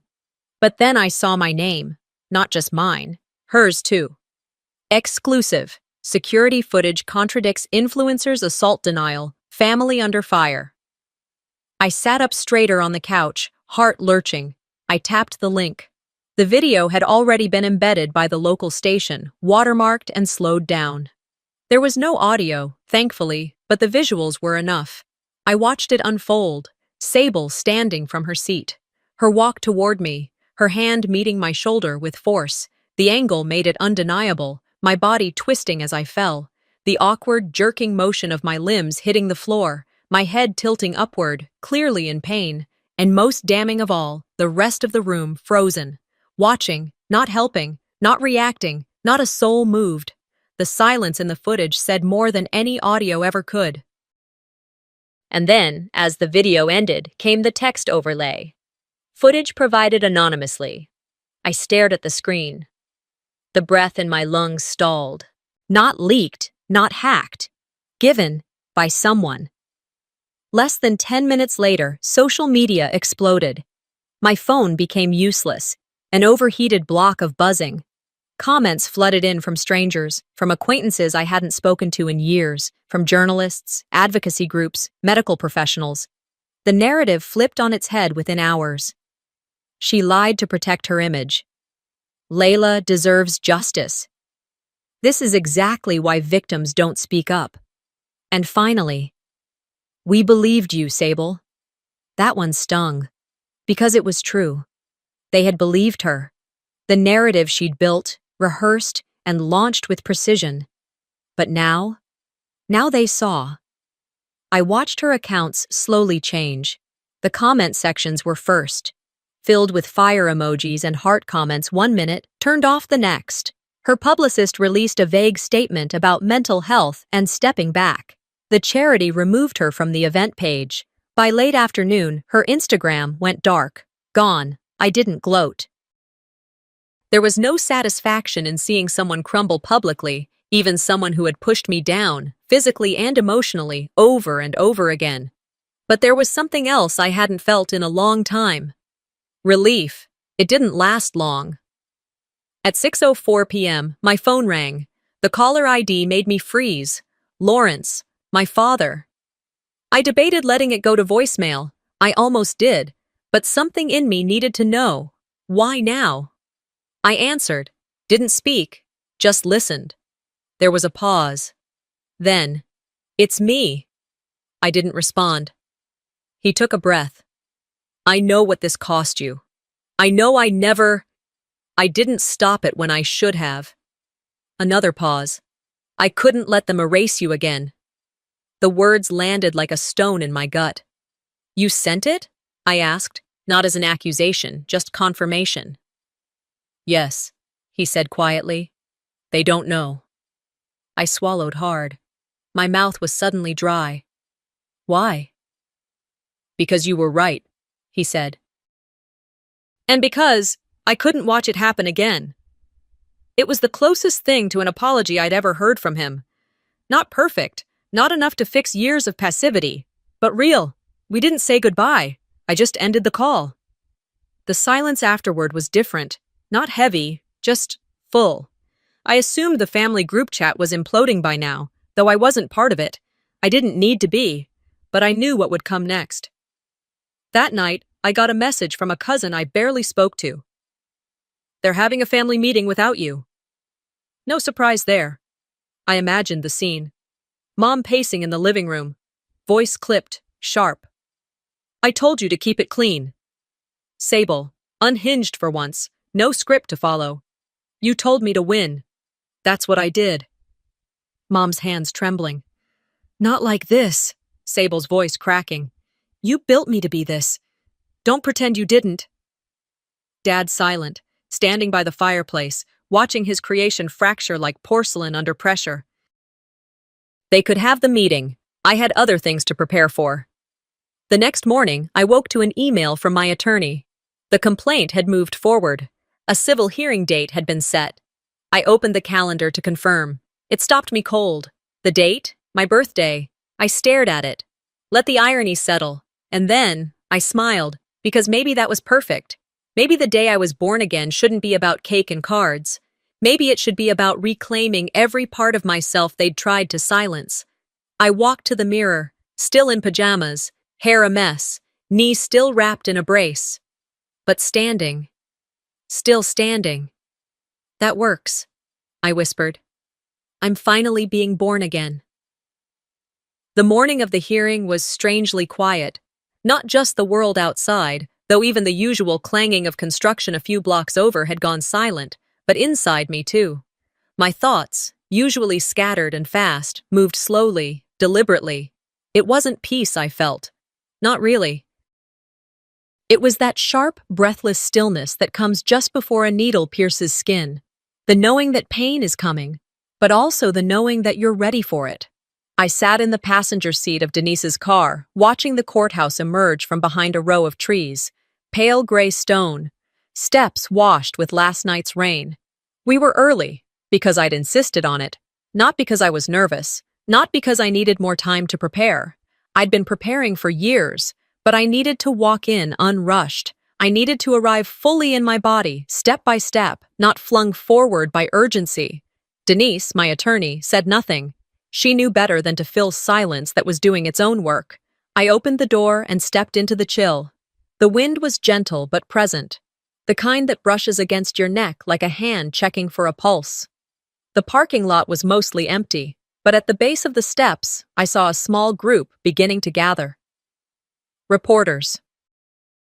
Two of them I recognized from the local news. One raised her phone when I stepped into view but paused, her hand lowering slightly when our eyes met. She must have seen it, the edge in my gaze, the steadiness. I wasn't here for spectacle. I was here for truth. Inside, the courthouse smelled like every courthouse. Paper, floor wax, and burnt coffee left too long in a pot. No glamour, no majesty, just beige walls, humming fluorescent lights, and the low rustle of people trying to pretend that justice is routine. Sable arrived 10 minutes after me. She walked in flanked by a 3-person entourage, her attorney, a PR rep in designer heels, and a man in slim glasses who kept adjusting her scarf. A stylist, maybe. She looked like someone who had rehearsed every gesture in front of a mirror. She didn't glance at me, but I watched her. The makeup was subtle, neutral. Elegant remorse, if there were such a shade. Her heels clicked too loud across the tile. Her smile was polished, posed, but her hands trembled when she wasn't using them. Her fingers fluttered against the scarf, the tabletop, her phone. And when the judge entered the room, she flinched, barely. But I saw it. The judge was an older woman with steel gray hair pulled into a twist, soft eyes, and a tone that could stop time. I liked her immediately. Authority without arrogance, compassion without performance. We began with motions, opening statements, legal framing. Denise, calm and sharp as ever, spoke without embellishment, just facts, dates, names, clear timelines, everything backed up with documentation, notarized statements, photographs, evidence stacked and labeled with quiet fury. Then it was my turn. I stood slowly, walked to the stand. No limp today, though the scar on my knee peeked from beneath the hem of my skirt. A thin line, a permanent one, a silent witness. I sat, was sworn in, then faced the courtroom. No tears, no raised voice. I didn't perform. I told the truth. I spoke of the dinner, the tension, the words thrown like knives across white linen. The push, the sharp edge of the table, the sound I made when I hit the ground. I spoke of the silence afterward. I told them about the hospital, how I drove myself, how no one came, how my mother whispered through clenched teeth that Sable had a future and I had to be quiet, because scandals weren't good for scholarships or sponsorships. I explained how my sister used her reach to spin the story before I even got a chance to tell it, how she minimized my pain to protect her brand, how my absence from family photos was rebranded as distance, how the narrative had been edited until I looked ungrateful. I didn't exaggerate, but I didn't hold back either. I ended with this. I didn't come here to destroy anyone. I came because I was destroyed, and I refused to stay buried. The room was silent. Even Sable had stopped fiddling with her scarf. During recess, I stepped into the hallway to catch my breath. The courthouse corridor was dim, colder than the courtroom itself. I leaned against the wall, stared out one of the small windows, and exhaled slowly. That's when I saw him. Theo. I hadn't seen him in months. He looked older, like someone who had spent too long trying to fix something that never wanted to be fixed. He didn't come toward me. He walked straight past me, his eyes flicking to mine only briefly, towards Sable. She was seated on a bench flanked by her team. He leaned in and whispered something I couldn't hear. Then he stepped back and said clearly and loudly enough for the entire hallway to hear, "You told me it was an accident." Her face paled. She opened her mouth, but he raised his hand, cutting her off before the performance could start. "We're done." Then he walked away. No yelling, no theatrics, just finality. A camera clicked nearby. One of the reporters had caught the moment. And for the first time, Sable looked exposed. Not elegant, not framed, just a person unraveling in real time. Court resumed. The ruling came quickly. The judge spoke with clarity, her words like footsteps across marble. Sable was ordered to pay damages, monetary and emotional. Not a fortune, but enough to be seen, to be acknowledged. A restraining order was granted. 2 hours later, her nonprofit released a statement saying she had voluntarily stepped down from her leadership role. No acknowledgement of why, just distance. I declined the payout. Instead, I asked that it be donated directly to a women's shelter specializing in trauma recovery, a place where women like me wouldn't have to speak 10 times before being believed once. When it was over, I didn't linger. Most of the crowd had cleared. A few reporters waited by the exit, but Denise guided me through a side door. We sat in a quieter hallway, her folders stacked neatly in her lap, while she organized the last details. I took out my phone for the first time that day. One new message, from an unknown number. Your story gave me the courage to leave. Thank you. No name, no details. But I didn't need any. I leaned back on the bench, inhaled deeply, and looked up through the narrow pane of glass set high in the wall. The sky above the courthouse was overcast, soft gray with no promise of sun, but it was open, and it was mine. 6 months passed without fanfare. No sudden revelations, no grand apologies, just time, doing what it does best, moving forward whether you're ready or not. I'd started sleeping through the night again. Not always, but enough. I still woke up from time to time with flashes of Sable's voice, Marceline's chilling calm, Dad's silence. But the ache didn't control me anymore.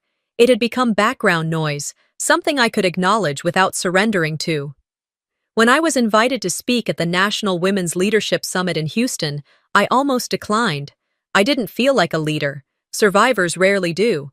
But the email was kind, and the person who wrote it clearly understood that I hadn't just experienced a fall, I'd stood back up. And that mattered. The event was held in a modest but elegant ballroom. No glitz, no overproduced lights. Just rows of chairs filled with women, some dressed in tailored suits, others in denim jackets and worn boots. Every single one of them carried stories in their bones. The topic they asked me to speak on was how to hold your truth when no one wants to hear it. I stood behind the podium, not reading from a script. I had notes, sure, but I didn't need them. I spoke from memory, from scar tissue. I told them about the dinner, the push, the words that fell afterward like ice water. I told them about the silence, the kind that isn't peaceful but punishing. And I told them what happened after, the courtroom, the fallout, the rebuilding. But I didn't linger in the pain. I anchored my story in the reclamation. The moment I stopped asking for space and started creating my own. At the end, I looked out over the crowd and said, your story doesn't lose power just because they pretend it didn't happen. Speak anyway, even if your voice shakes, even if your hands tremble. Say it for the version of you who stayed quiet too long. They stood, every single one. A woman in the front row, probably in her 70s, reached for my hand as I stepped down. She didn't say much, just mouthed, "Thank you." It was enough. 2 weeks later, I received a plain envelope in the mail. No return address, just my name, handwritten in neat, deliberate strokes. Inside was a letter, short, no flourish. You were always the one who saw clearly. I'm sorry I stayed quiet so long. Your courage shamed me into action. Dad, I didn't cry. I folded it once, slid it into the drawer with the others I kept, the ones I read when I needed to remember who I was, who I chose to be now. Around that time, a friend sent me a link to a property auction listing. I clicked out of curiosity. It was my childhood home. Foreclosed. Empty. I stared at the listing photo for a long time. The house looked the same on the outside. Red brick, wide porch, 2-story colonial. But something about it felt hollow now, like the energy had shifted, cleared. I made a call. Through a friend's business name, I submitted a silent bid. It was accepted within days. And then, for the first time in my life, I walked into that house with full ownership, not just of the deed, but of my place in the story. I didn't move in. I transformed it. We gutted the kitchen, opened up the back wall into a wide garden space, added a quiet therapy room upstairs, hired counselors, partnered with nonprofits, turned the living room into a resource library. At the front of the property, we hung a small wooden sign, still standing. I didn't put my name anywhere on it. This wasn't about me anymore. People came, slowly at first. Women of all ages, some with kids, some with trauma they hadn't even fully named. They painted. They wrote. They cried. They sat in silence that didn't sting. One day, I was walking through the garden area behind the house when I saw a young woman, barely 20, sitting cross-legged on the grass with a sketch pad in her lap. She looked up when she noticed me. "It's quiet here," she said, smiling gently. I smiled back. "The quiet doesn't hurt anymore." We sat there for a moment, not speaking, just breathing, letting the sun warm our skin, letting the wind pass through without disrupting anything. Later that evening, I sat alone in the old dining room, the same one where I once sat next to the bathroom door, barely part of the family table. The same one where silence was a rule, not a relief. Now it held a circular table, surrounded by mismatched chairs donated from people who'd started over, too. No heirloom china, just sturdy ceramic mugs and conversation. I never heard from Sable again. Someone told me she moved out of state, took up freelance marketing. No spotlight, no stage, just disappeared. I didn't feel satisfaction. I felt distance. We weren't enemies. We weren't sisters either. We were just done. That was enough. For the first time in my life, I had space to grow, to breathe, to exist, unapologetically. Sometimes the loudest thing you can do is speak the truth, especially when your whole life you've been told to stay silent. This wasn't just a story about family betrayal. It was about reclaiming your voice, even when it shakes, and choosing healing over vengeance. What about you? Have you ever had to walk away from family to protect your peace? If this story moved you, don't forget to like, comment, and subscribe. More true stories, raw, real, and unforgettable, are on the way. Hello. I never thought I'd be here telling this story, but sometimes the truth is too heavy to carry alone. Thanksgiving was supposed to be a time for family, for warmth, for feeling like you belong. But in my house, it was just another reminder of what I'd never be. My sister Maddie, the golden child, the one who could do no wrong, walked in like she owned the place. Expensive clothes, designer bags, jewelry she had no business affording. And my parents? They beamed at her, while I sat there, invisible, like always. But then, my phone buzzed, a sinking feeling in my stomach. I opened my banking app and stared at the screen. My unemployment benefits, gone. Every cent. I looked up, and there she was, smiling, laughing, completely at ease. And I knew. Maddie had stolen from me. And my family? They wouldn't care. But that night, as I sat at the dinner table, watching everyone praise her, I made a decision. I wasn't going to let her get away with it, not this time. What happened next?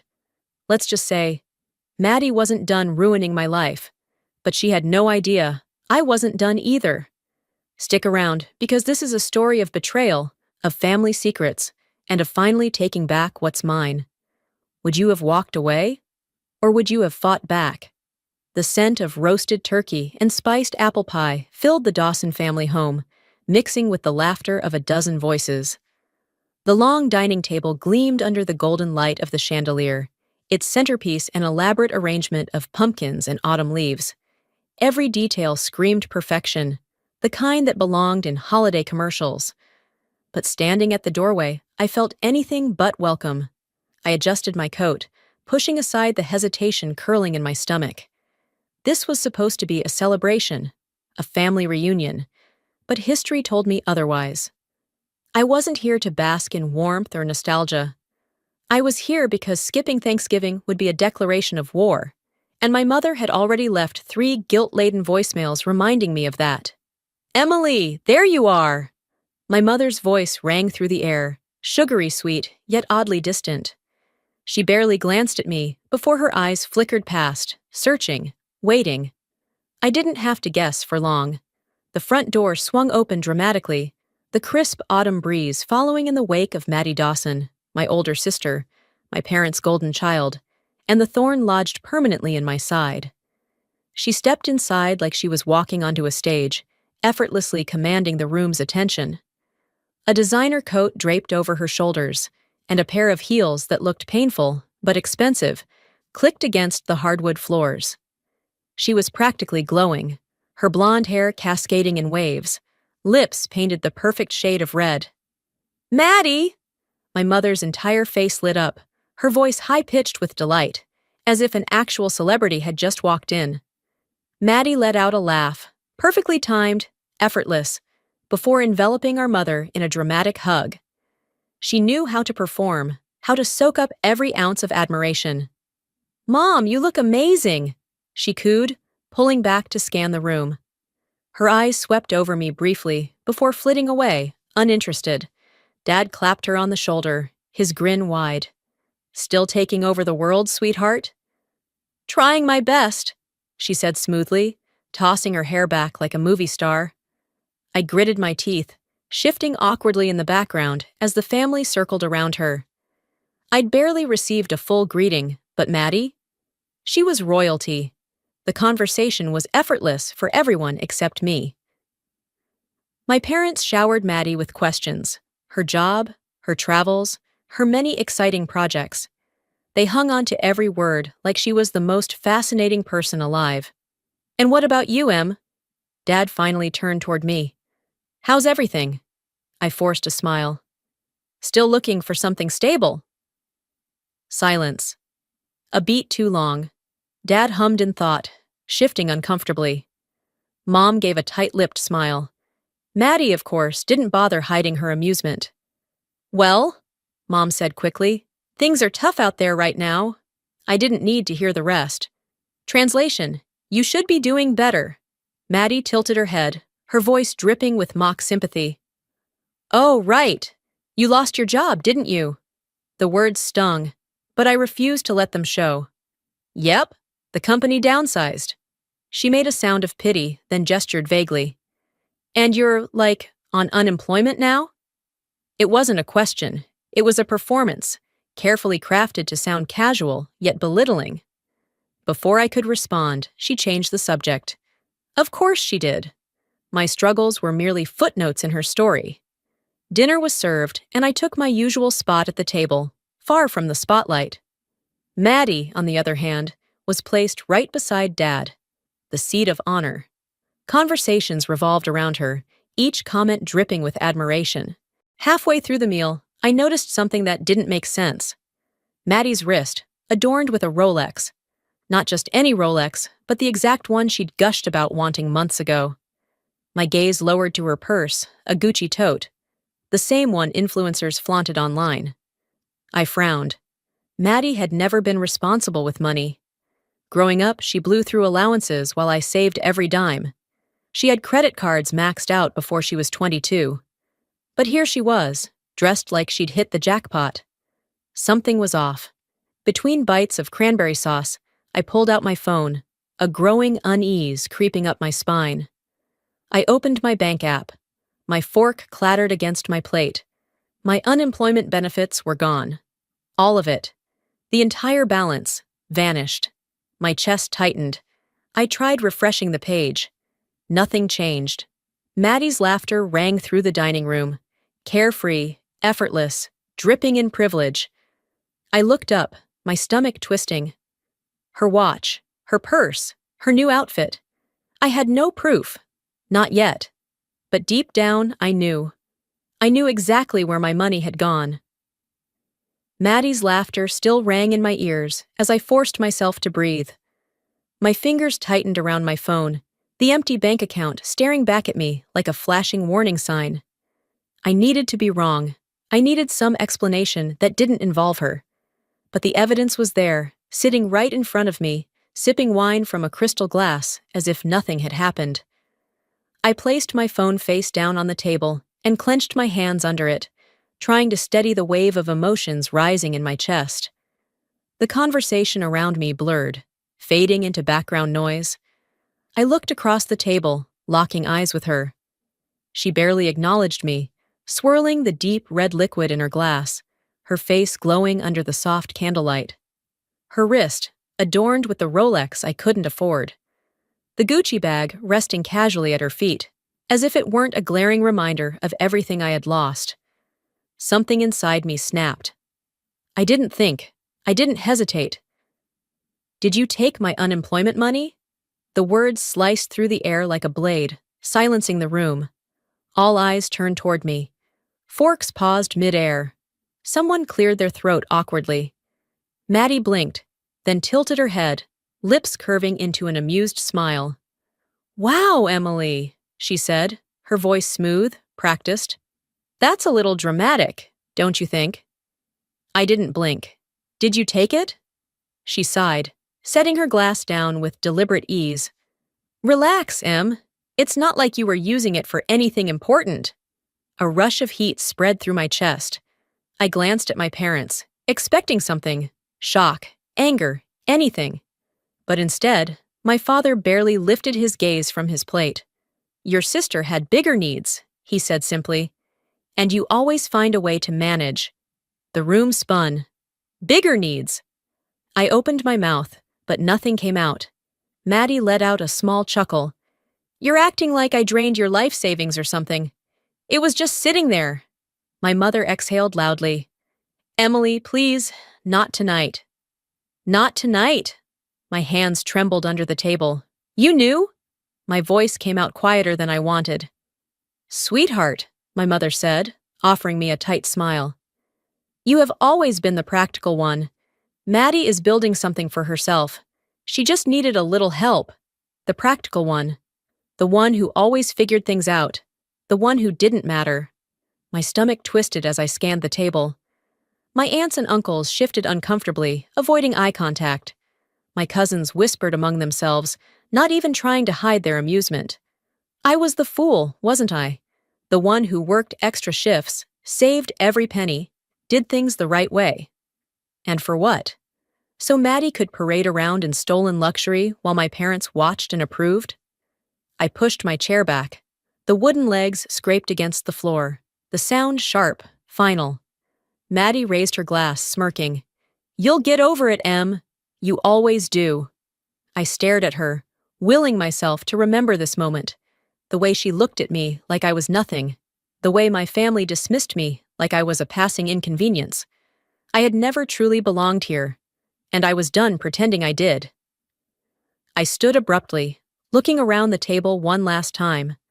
My place had never been here. It was time to leave, for good. The cold rain hit my skin like tiny needles as I stepped out of my parents' house, my breath coming in sharp bursts. The driveway was slick, my shoes soaked within seconds, but I didn't care. My mind was racing, my pulse hammering as I pulled out my phone. I had nowhere to go. Maddie's voice still echoed in my head.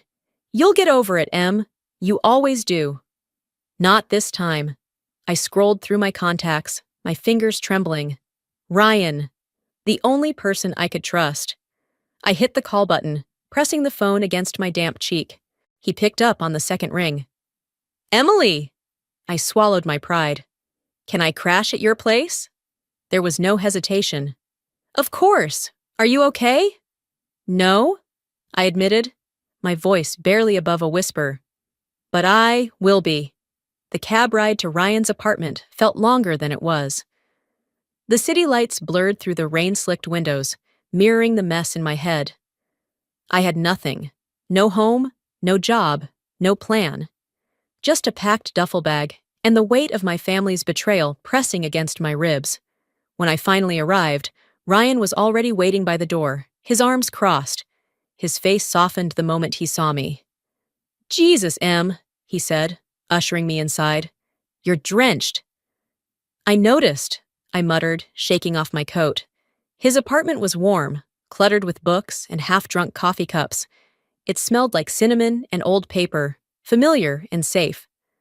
Ryan disappeared into his room, returning with a towel and a dry sweatshirt. Here, you look like you need it. I took them, my fingers cold against the fabric. Thanks. He gestured to the couch. Sit. Tell me what happened. I sat, but the words caught in my throat. How was I supposed to explain all of it? How do you put years of being overlooked into a single conversation? Ryan must have sensed my hesitation, because he sighed, running a hand through his hair. Let me guess. Maddie? I let out a hollow laugh. Who else? His jaw tightened. What did she do this time? I hesitated, my fingers gripping the towel in my lap. She stole my unemployment money. Silence. Then, are you serious? His voice was sharp, disbelief laced with anger. I nodded, staring at the floor. And my parents knew. They defended her, said she needed it more. Ryan exhaled slowly, rubbing his temples. You have to cut them off, Em. All of them. I swallowed, the thought pressing against my ribs. Could I really do that? I don't have a choice, I said finally. I need to start over. Ryan leaned forward, determination hardening his features. Then let's start now. You need a job, right? I nodded. Good. He grabbed his laptop from the coffee table, opening it. Hartman and Associates is hiring. You should apply. I bit my lip. Ryan! No excuses. He turned the screen toward me. You're smart, you're capable, and you're not going to let Maddie win. The weight in my chest shifted, something almost like hope flickering beneath the exhaustion. I wanted to believe him, so I took the laptop and I started typing. Hours passed in a blur. My resume, my applications, everything felt like a step toward reclaiming something I had lost. But then, my stomach dropped. I clicked on my saved resume file. It was gone. Number not gone. Changed, misspelled words, incorrect job titles. My past work experience butchered beyond recognition. Panic crawled up my spine. Ryan! I whispered, my voice tight. Someone messed with my resume. He frowned, leaning over. His eyes scanned the screen before his expression darkened. This wasn't an accident. I already knew that. I knew exactly who had done this. Maddie. Ryan exhaled sharply, clicking through job listings. His fingers froze on the trackpad. What? I asked. He turned the screen toward me, his expression unreadable. Hartman and Associates is hiring, he said slowly. But Maddie's already been in contact with them. My blood ran cold. She was already ahead of me. My stomach twisted. Maddie wasn't just content with stealing from me. She was making sure I had nowhere left to go. The words on the screen blurred as a sharp pressure tightened around my chest. Maddie had done some awful things before, but this was a new level of cruelty. She hadn't just taken my money, she'd taken my chances. Ryan's voice cut through the silence. She's trying to block every way forward for you. I swallowed the lump in my throat, shaking my head in disbelief. She knew I'd be applying here. She got ahead of me. Ryan clenched his jaw, clicking through the job listing. Look at this, he muttered, pointing to a note under the job posting. My stomach sank further. Referral by Maddie Dawson. I felt physically ill. She hadn't just talked to them. She had inserted herself into my opportunities, making sure that if I tried to apply, they'd already have her version of events. Whatever lies she had spun about me, they'd hear them before they ever read my application. Ryan ran a hand through his hair, his frustration barely contained. We need to fix this, fast. I exhaled sharply, my mind racing. How was I supposed to fight this? I had no money, no solid connections, and now no credibility at one of the few firms still hiring. Ryan turned to me. Listen, I have a contact at Hartman and Associates. He's not high up, but he might know what Maddie's been saying. I looked at him, desperation and gratitude warring inside me. Who is he? He grabbed his phone, scrolling. Cole Patterson. He works in HR. I hesitated. HR? That meant he might have already seen my messed up resume. I'll text him now, Ryan continued. Worst case, we get an inside look at what Maddie's doing. I nodded, gripping the edge of the table. And best case? Ryan smirked. We flip the script before she gets too comfortable. 2 hours later, I was sitting on Ryan's couch, my nerves a tangled mess as I stared at my phone. Cole had agreed to meet. Tomorrow. A neutral coffee shop near his office, nothing too formal. He said he didn't want Maddie knowing about it. That alone told me she was already feeding him lies. I leaned back, closing my eyes. Exhaustion pulled at me, but sleep felt impossible. Ryan, sitting across from me, nudged my foot with his. You need rest. I let out a dry laugh. And you need a miracle. Hey. His voice was firm, but not unkind. We've got a plan. That's a hell of a lot better than nothing. I wanted to believe him, but Maddie always seemed one step ahead. The next morning, I arrived early at the coffee shop, nerves twisting my stomach into knots. The place was small but cozy, with dim lighting and the comforting scent of fresh espresso.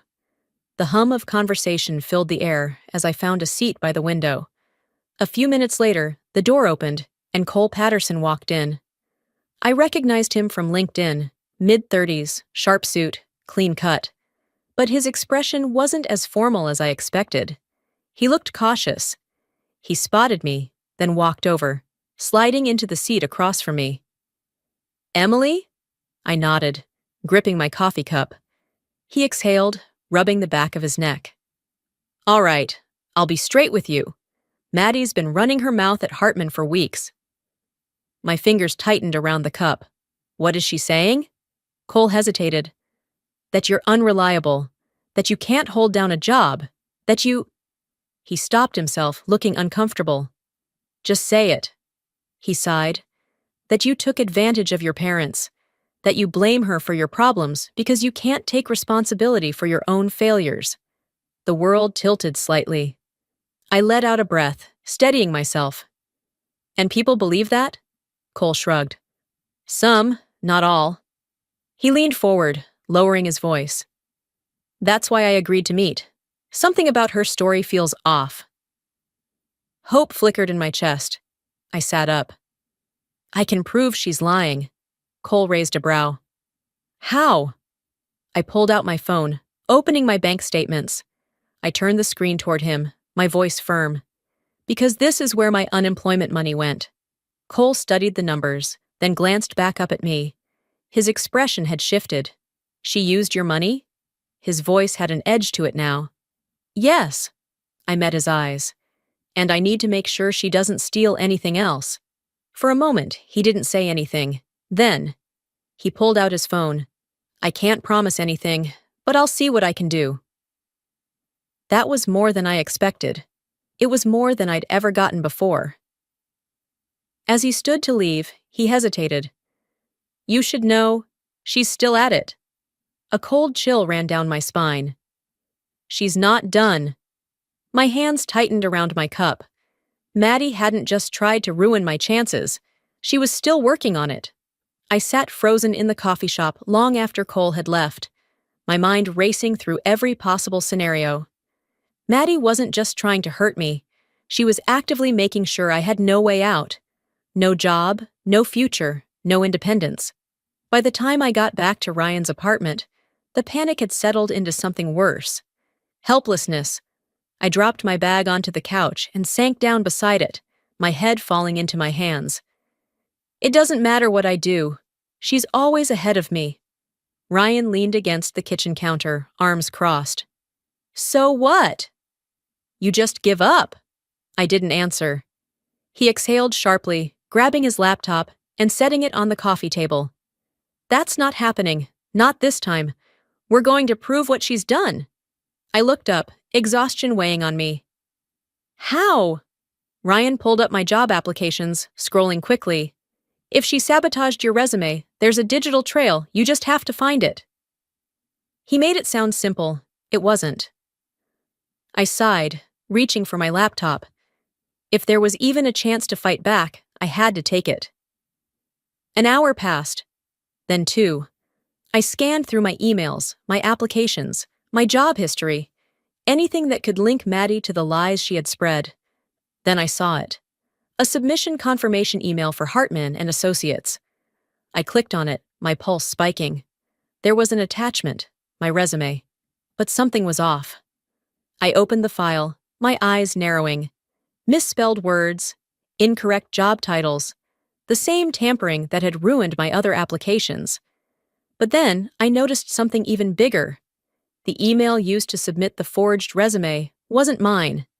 It looked like my email address at first glance, but when I examined it closer, it wasn't. It was a company email, a Hartman as Tarsai email, and Maddie had access to it. I nearly dropped my laptop. Ryan peered over my shoulder. Holy! I shot to my feet. I have to get to Hartman, now. Ryan stood with me. Emily, wait. What's your plan? Show them this before it's too late, I said, stuffing my laptop into my bag. I was out the door before he could stop me. The cab ride to Hartman and Associates felt like it lasted a lifetime. My heart pounded with every turn, my mind racing through every possibility. What if it was too late? What if Maddie had already poisoned my chances beyond repair? But I couldn't think about that now. I had evidence. I had truth. And for once, I had to believe that would be enough. I rushed through the sleek glass doors of Hartman and Associates, my bag slung over my shoulder, my breath uneven. The receptionist glanced up, startled by my sudden entrance. I need to speak to Victoria Reynolds, I said, trying to sound composed. Her brow furrowed. Do you have an appointment? No, but it's important. It's about my application. She hesitated, then gestured toward the seating area. I'll check if she's available. I nodded and took a seat, my foot tapping anxiously against the floor. Minutes passed. Agonizingly slow, then, finally. Ms. Dawson? I shot to my feet as the receptionist gestured for me to follow. I clutched my bag, ready to fight for myself. But when I stepped into Victoria's office, my breath caught in my throat. Sitting across from her, legs crossed, voice dripping with charm. Maddie. She looked at me, her smile slow and calculated, like she had been expecting me. I tightened my grip on the documents. I won't let Maddie win this time. Victoria Reynolds was the kind of woman who made people sit up straighter when she entered a room. Sharp, poised, and impossible to read. She sat behind her polished mahogany desk, her fingers laced together as she glanced between Maddie and me. I could feel the weight of the moment pressing down on my shoulders. This was it. Maddie, of course, had already launched into her performance. Emily, this is getting ridiculous, she said, shaking her head with a soft, pitying smile. I don't know why you're so determined to blame me for your problems, but I wish you'd just let this go. I clenched my fists. Victoria held up a hand, silencing her. Emily, you asked for this meeting. Show me what you have. Without hesitation, I pulled out my laptop and opened the files I had uncovered the night before. This, I said, turning the screen toward her, is my real resume. And this, I clicked to the next document, is the forged one, the one that was submitted from your company email system. Victoria's gaze darkened as she leaned in. I continued, my voice steady. The altered resume listed false information. It made me look unqualified, unprofessional. But here's the thing. I pulled up the submission details. The email used? It didn't come from my account.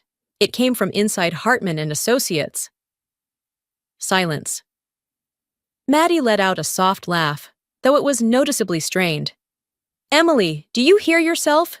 You're accusing me of hacking into a company system? She turned to Victoria, all innocence. This is insane! Victoria studied her for a long moment, before turning back to me. Can you prove that Maddie had access to the email account in question? I didn't hesitate. Yes. I pulled up another document, one from months ago before I ever applied. Maddie had an internship here last year, I said. And during that time, she had temporary access to the internal hiring portal. I turned to look directly at my sister. You still remember your login credentials, don't you? Her face paled. Victoria's expression remained unreadable, but I saw the flicker of suspicion cross her eyes. Maddie shifted in her seat, her usual confidence faltering. That doesn't prove anything. Maybe someone else used that login. Victoria exhaled sharply. That's convenient, Maddie.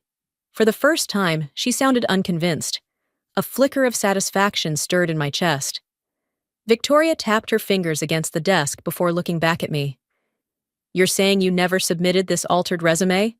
I met her gaze. I would never submit something like that. She nodded once, then leaned back in her chair. Fine, you'll get a second interview. The air in the room shifted. I barely processed what she had said before Maddie jumped in. Wait, what? Victoria gave her a cool glance. I'm not saying I believe everything yet, but I do believe in fairness.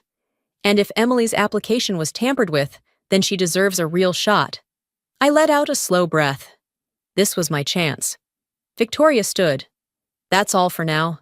Emily, I'll see you on Monday for your interview. Maddie was seething, but she didn't argue. She couldn't. Not without exposing herself even more. Instead, she flashed me a smile as she gathered her things, a quiet warning. She wasn't done. Neither was I. Later that night, I sat across from Ryan in a dimly lit bar downtown. The relief of securing the second interview had been momentary, because the truth was, I wasn't just up against Maddie's lies. I was up against whatever else she had planned. Ryan clinked his beer against my untouched glass. You did it, he said. I shook my head. Not yet. He sighed, taking a sip. You need to celebrate your wins, Em. I wanted to, but I couldn't shake the feeling that Maddie still had an advantage. She's hiding something, I murmured. Ryan raised an eyebrow. Besides being a manipulative nightmare, I gave him a look. Something bigger. Just then, a voice interrupted. Emily Dawson? I turned, blinking in surprise. A man stood near our table, his face half lit by the neon bar sign. I recognized him instantly. Ethan Brooks, Maddie's ex. I hadn't seen him in years, but I remembered the last time all too well, when he had suddenly disappeared from Maddie's life with nothing but a vague excuse. Ethan hesitated before sitting down across from us. His eyes flickered with something I couldn't quite place. I heard you were in town, he said. Figured I should warn you. Ryan stiffened beside me. Warn her about what? Ethan leaned in. Maddie, I exhaled. Yeah, I got that part. He shook his head. No, you don't get it. She's not just screwing with you because she enjoys it. She's desperate. Something in his tone made my pulse spike. I glanced at Ryan before turning back to Ethan. Desperate for what? Ethan hesitated. Money, power, control. Doesn't matter. The point is, she's been digging herself into something bad for years, and if she's turning her focus to you now, it means one thing. His eyes locked onto mine. She's running out of ways to cover it up. The realization hit like a gut punch. Maddie wasn't just cruel, she was cornered, and that made her even more dangerous. I leaned back in my chair, realization dawning. Maddie isn't just cruel, she's desperate, and that makes her even more dangerous. The words lingered in my mind long after Ethan left. I stared blankly at the condensation forming around my untouched drink. Across from me, Ryan leaned forward, his brows drawn together in concern. She's running out of ways to cover it up, I murmured, repeating Ethan's warning. Ryan exhaled sharply. You really think Maddie's in financial trouble? I nodded, gripping my glass tightly. Think about it. She's always been obsessed with status. Designer clothes, luxury vacations, expensive restaurants. But that kind of lifestyle doesn't come cheap. Ryan's expression hardened. And she took your money. My stomach churned at the reminder. Maddie had stolen thousands from me, money I needed to survive. And now, I was beginning to understand why. She's not just sabotaging me for fun, I said. She needs to keep up appearances. If people find out she's struggling, her whole perfect image falls apart. Ryan rubbed his chin thoughtfully. So what's her endgame? I hesitated, then shook my head. I don't know, but I'm going to find out. The next afternoon, I found myself standing outside Fay and Mercer, one of the most exclusive boutiques in the city. Maddie had always bragged about shopping here, how the staff knew her by name, how they reserved pieces just for her. If she was truly struggling, this was where the cracks in her illusion would start to show. I stepped inside, the scent of expensive perfume and polished leather hitting me immediately. Soft jazz played over hidden speakers, and well-dressed customers browsed designer racks as attentive clerks hovered nearby. Then I saw her. Maddie stood near the register, a small pile of neatly folded clothes beside her. She looked impeccable as always. Her hair in effortless waves, her makeup flawless, her designer handbag draped casually over one arm. But then I noticed her posture. She wasn't relaxed. Her shoulders were tense, her smile too tight as she handed over her card. I moved closer, pretending to examine a nearby display. The sales clerk slid Maddie's card into the machine. A pause. Then, a sharp beep. Maddie's smile faltered. "Oh," she said, laughing lightly. "That's strange." She pushed the card toward the clerk again. "Try it one more time." The clerk hesitated, then swiped it again. Another decline. Maddie's entire body stiffened. "That can't be right," she said, her voice growing sharper. "There must be a banking error." I felt my breath hitch. "She's lying." The clerk offered a polite but uncomfortable smile. "Would you like to try another card, Ms. Dawson?" For a split second, Maddie hesitated. Then she reached into her bag and pulled out another card. The clerk swiped it. I braced myself, declined. A wave of cold disbelief washed over me. Maddie was broke. For the first time, I saw panic flicker in her eyes. She let out a short breath, composing herself quickly. "I'll just call my bank. I'm sure this is a mistake." She forced a smile, scooped up her bag, and walked swiftly toward the exit. I followed, slipping out behind her just as she pulled her phone to her ear. "Hi, yes," she said, her voice still thick with forced calm. "I just tried to make a purchase, and my card was declined. That's obviously a mistake." She listened, her expression darkening. I moved closer, catching snippets of the conversation. "What do you mean, insufficient funds?" A long silence. Maddie's hand tightened around her phone. "No, that's impossible," she hissed. "There should be plenty in that account." Another pause. Then, "I don't care about overdraft fees. Just tell me what's going on." I took a shaky breath. Maddie wasn't just struggling, she was drowning. And suddenly, everything clicked. Her obsession with sabotaging me, her need to steal my money, her desperation to keep me down. Because if I succeeded, people would start asking why she wasn't. She ended the call abruptly, stuffing her phone into her bag before storming toward the parking lot. I watched her go, my pulse pounding. For so long, I had been on the defensive, dodging her attacks, cleaning up her messes, trying to survive her manipulations. But now, for the first time, I saw her for what she truly was. Not untouchable, not perfect, just scared. And that meant one thing: it was time for me to stop running. That evening, I sat in Ryan's apartment, staring at my phone. "You're thinking about confronting her, aren't you?" Ryan asked, watching me closely. I nodded. Ryan sighed. "Emily, you finally have some leverage over her. You could use this to your advantage. If she knows you know—" "That's exactly why I need to confront her," I interrupted. "If she's as desperate as Ethan said, she's going to do something worse. I need to get ahead of her." Ryan didn't look convinced. "And what if she turns it around on you again?" I hesitated. That was always the risk, wasn't it? But this time was different, because for the first time, I wasn't the one on the losing side. I took a deep breath and typed out a message. "Me. We need to talk, tomorrow, in person." I stared at the screen, waiting. Minutes passed. Then, "Maddie. Fine. My place. Noon." I exhaled slowly. This was it. The storm was coming, and this time, I was walking into it willingly. I watched Maddie storm out of the store, her hands shaking. I was finally seeing the cracks in her empire. The invitation was simple. A text. Me.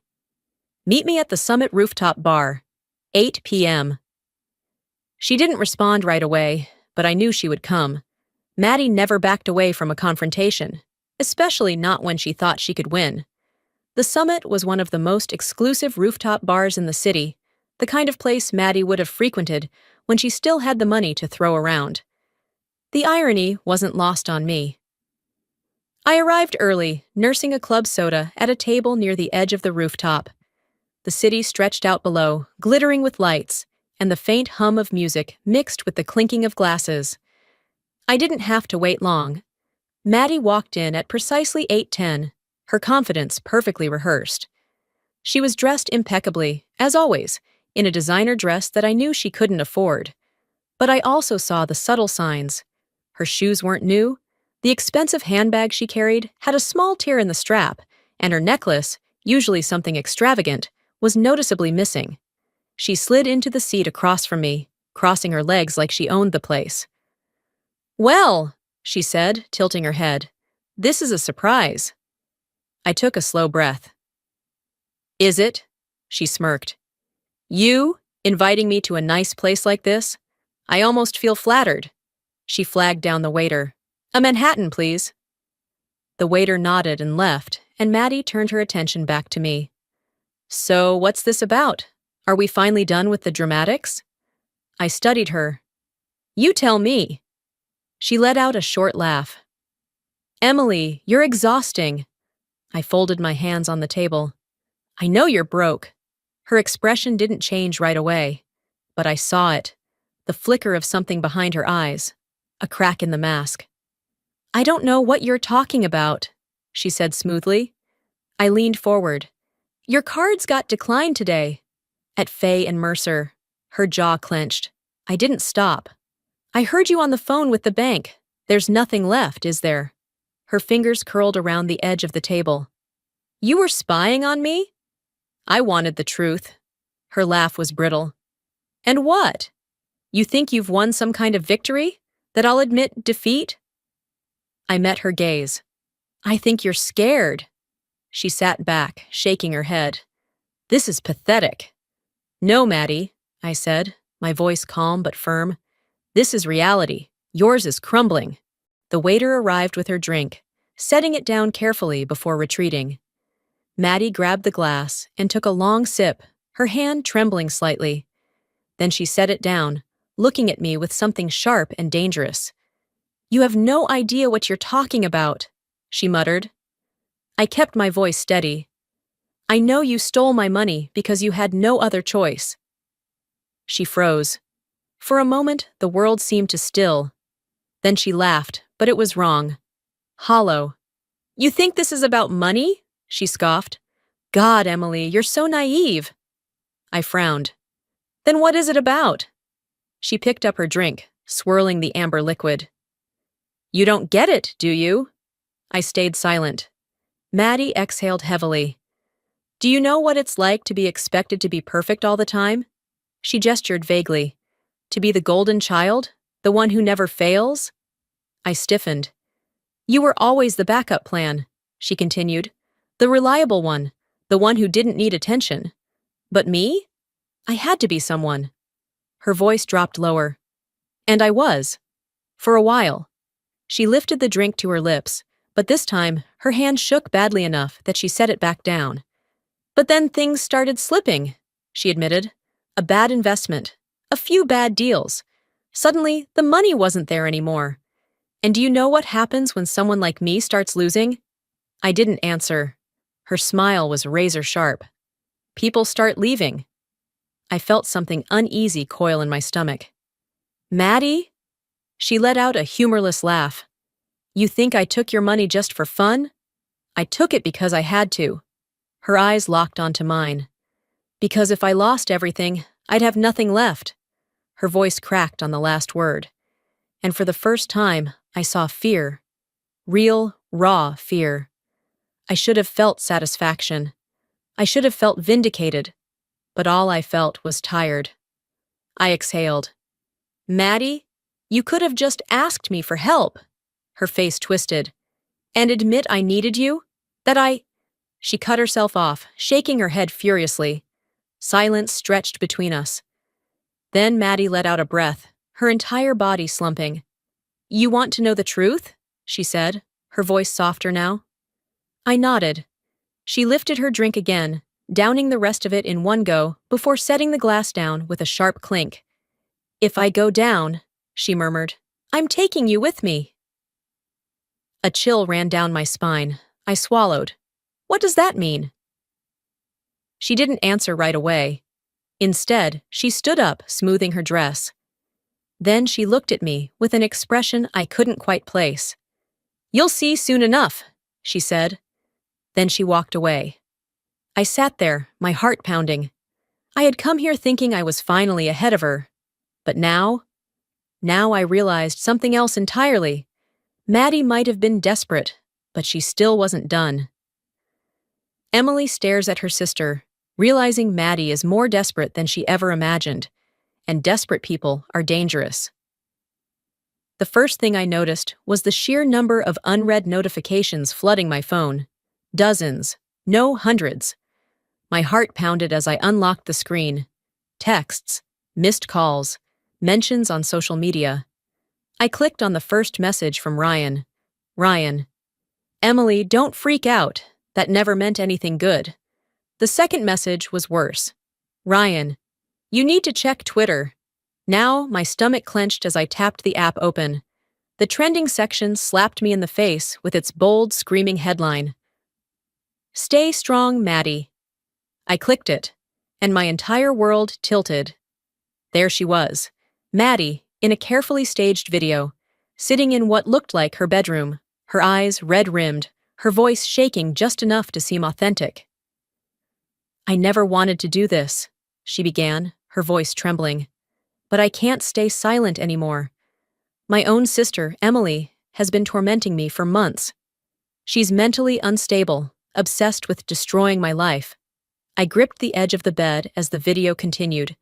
She's fabricated lies about me, stolen from me, tried to turn my own friends and colleagues against me. I stayed quiet because she's family, but I can't keep letting her ruin my life. I felt physically ill. The video cut to screenshots, fake screenshots, text messages supposedly from me. Emily, you don't deserve any of it. You should have never been born. Emily, I'm going to take everything from you. Just watch. My vision blurred. She'd gone this far? Fabricating messages? The replies beneath the video were vicious. Laurent. Oh my God, I knew Emily was jealous, but this is next-level crazy. Real Talk 2023. No wonder Maddie is always stressed. Imagine dealing with a psycho sister like that. Maddie fan forever. We got you, Maddie. Stay strong. I squeezed my eyes shut, but the damage was already done. She had flipped the narrative. Again. The world saw me as the villain. A knock on my bedroom door snapped me out of my daze. Emily! Ryan's voice was cautious. Can I come in? I nodded, even though he couldn't see me. Yeah. He stepped inside, holding his phone, his expression tight. I saw it. I exhaled shakily. She faked everything. Ryan sat beside me. Of course she did, but people believe her. The knot in my chest tightened. I can't fight this. She's already won. Ryan's jaw clenched. No, she hasn't. I shook my head. Ryan, she has proof. Fake proof, but still. He took a breath. Then we prove it's fake. How? My voice cracked. She's always 2 steps ahead. Ryan grabbed his laptop from the desk and opened it. There has to be something, a mistake, a digital footprint. She's not a hacker, she's desperate. She had to get these messages from somewhere. I let out a bitter laugh. You think Maddie made a mistake? Ryan smirked. Everyone makes mistakes. I watched as he started pulling up metadata analysis tools. My hands were still shaking, but for the first time that morning, I felt a flicker of hope. Then my phone buzzed again. A new email. From Hartman and Associates. My breath hitched. I opened it. Subject: Urgent concerns regarding your employment. I scanned the email quickly, dread pooling in my stomach. Dear Emily, we have recently received some concerning reports regarding your behavior and potential misconduct. Given the nature of these claims, we need to discuss your future employment status immediately. Please be available for a meeting at noon today. I felt like I'd been punched. Maddie contacted my job, I whispered. Ryan's fingers paused on the keyboard. What? She's trying to get me fired. Ryan's face darkened. She's escalating. I swallowed the lump in my throat. What do I do? Ryan ran a hand through his hair. You meet with them. Tell the truth. Show them who you really are. I laughed bitterly. You think the truth matters when Maddie has an entire army behind her? Ryan hesitated. You're right. We need something stronger. He glanced at his screen again. Then, his eyes widened. Wait, I leaned in. What? Ryan's fingers moved rapidly over the keyboard. These text messages she posted. I think I found something. My pulse quickened. What is it? He turned the screen toward me. The timestamps don't match. The metadata shows they were generated in an image editor, not an actual phone conversation. I blinked. You're saying she faked them badly? A mix of relief and rage flooded through me. We can prove it, Ryan nodded. We're going to take this straight to Hartman and Associates before the meeting. I exhaled, steadying myself. Okay. Before I could move, my phone buzzed again. A new message. But this one wasn't from Ryan, or Maddie, or anyone I recognized. It was from an unknown number, anonymous. I know what Maddie did. Meet me at the coffee stop at noon if you want the truth. My blood ran cold. Ryan leaned over. Who's that? I stared at the message, my heart pounding. I don't know. Ryan frowned. Could be a trap. Or it could be the one thing that finally exposes her. Silence hung between us. Then Ryan sighed. I don't like it. Neither do I. But I knew one thing for sure. I had to go. Emily grips her phone. Someone else knows Maddie's secrets. But can she trust them? The coffee stop was quieter than I expected for a weekday afternoon. The soft hum of conversation, the occasional clang of ceramic cups against saucers. It should have been calming. But my pulse was racing. I sat in the farthest corner, facing the entrance, my hands wrapped around my coffee cup. The steam curled into the air, but I barely noticed. My mind was elsewhere. Whoever sent that message was late. I tapped my fingers against the table, my paranoia kicking in. This could be another one of Maddie's games, a setup. Maybe she'd sent me here to humiliate me, to make me look even more unstable than she already painted me to be. Or maybe, just maybe, this was real. The bell above the door jingled. I tensed. And then I saw him. Cole Patterson. My eyes narrowed as he scanned the shop, his gaze landing on me. His expression was unreadable as he made his way over, slipping into the seat across from me. You're the one who sent the message? I asked, keeping my voice low. He nodded. I figured you wouldn't come if you knew it was me. He wasn't wrong. I stared at him, searching for any sign of deception. Cole was a coworker, but we weren't exactly close. We exchanged pleasantries in the office, but that was it. Why are you helping me? I asked. He sighed, running a hand through his hair. Because I know what Maddie did to you. I stiffened. Cole glanced around, then leaned in. Look, I wasn't sure if I should get involved, but Maddie, she approached me last week. My stomach knotted. Approached you for what? He hesitated. She wanted me to plant false reports about you at Hartman and Associates. Claimed you were unstable and a liability.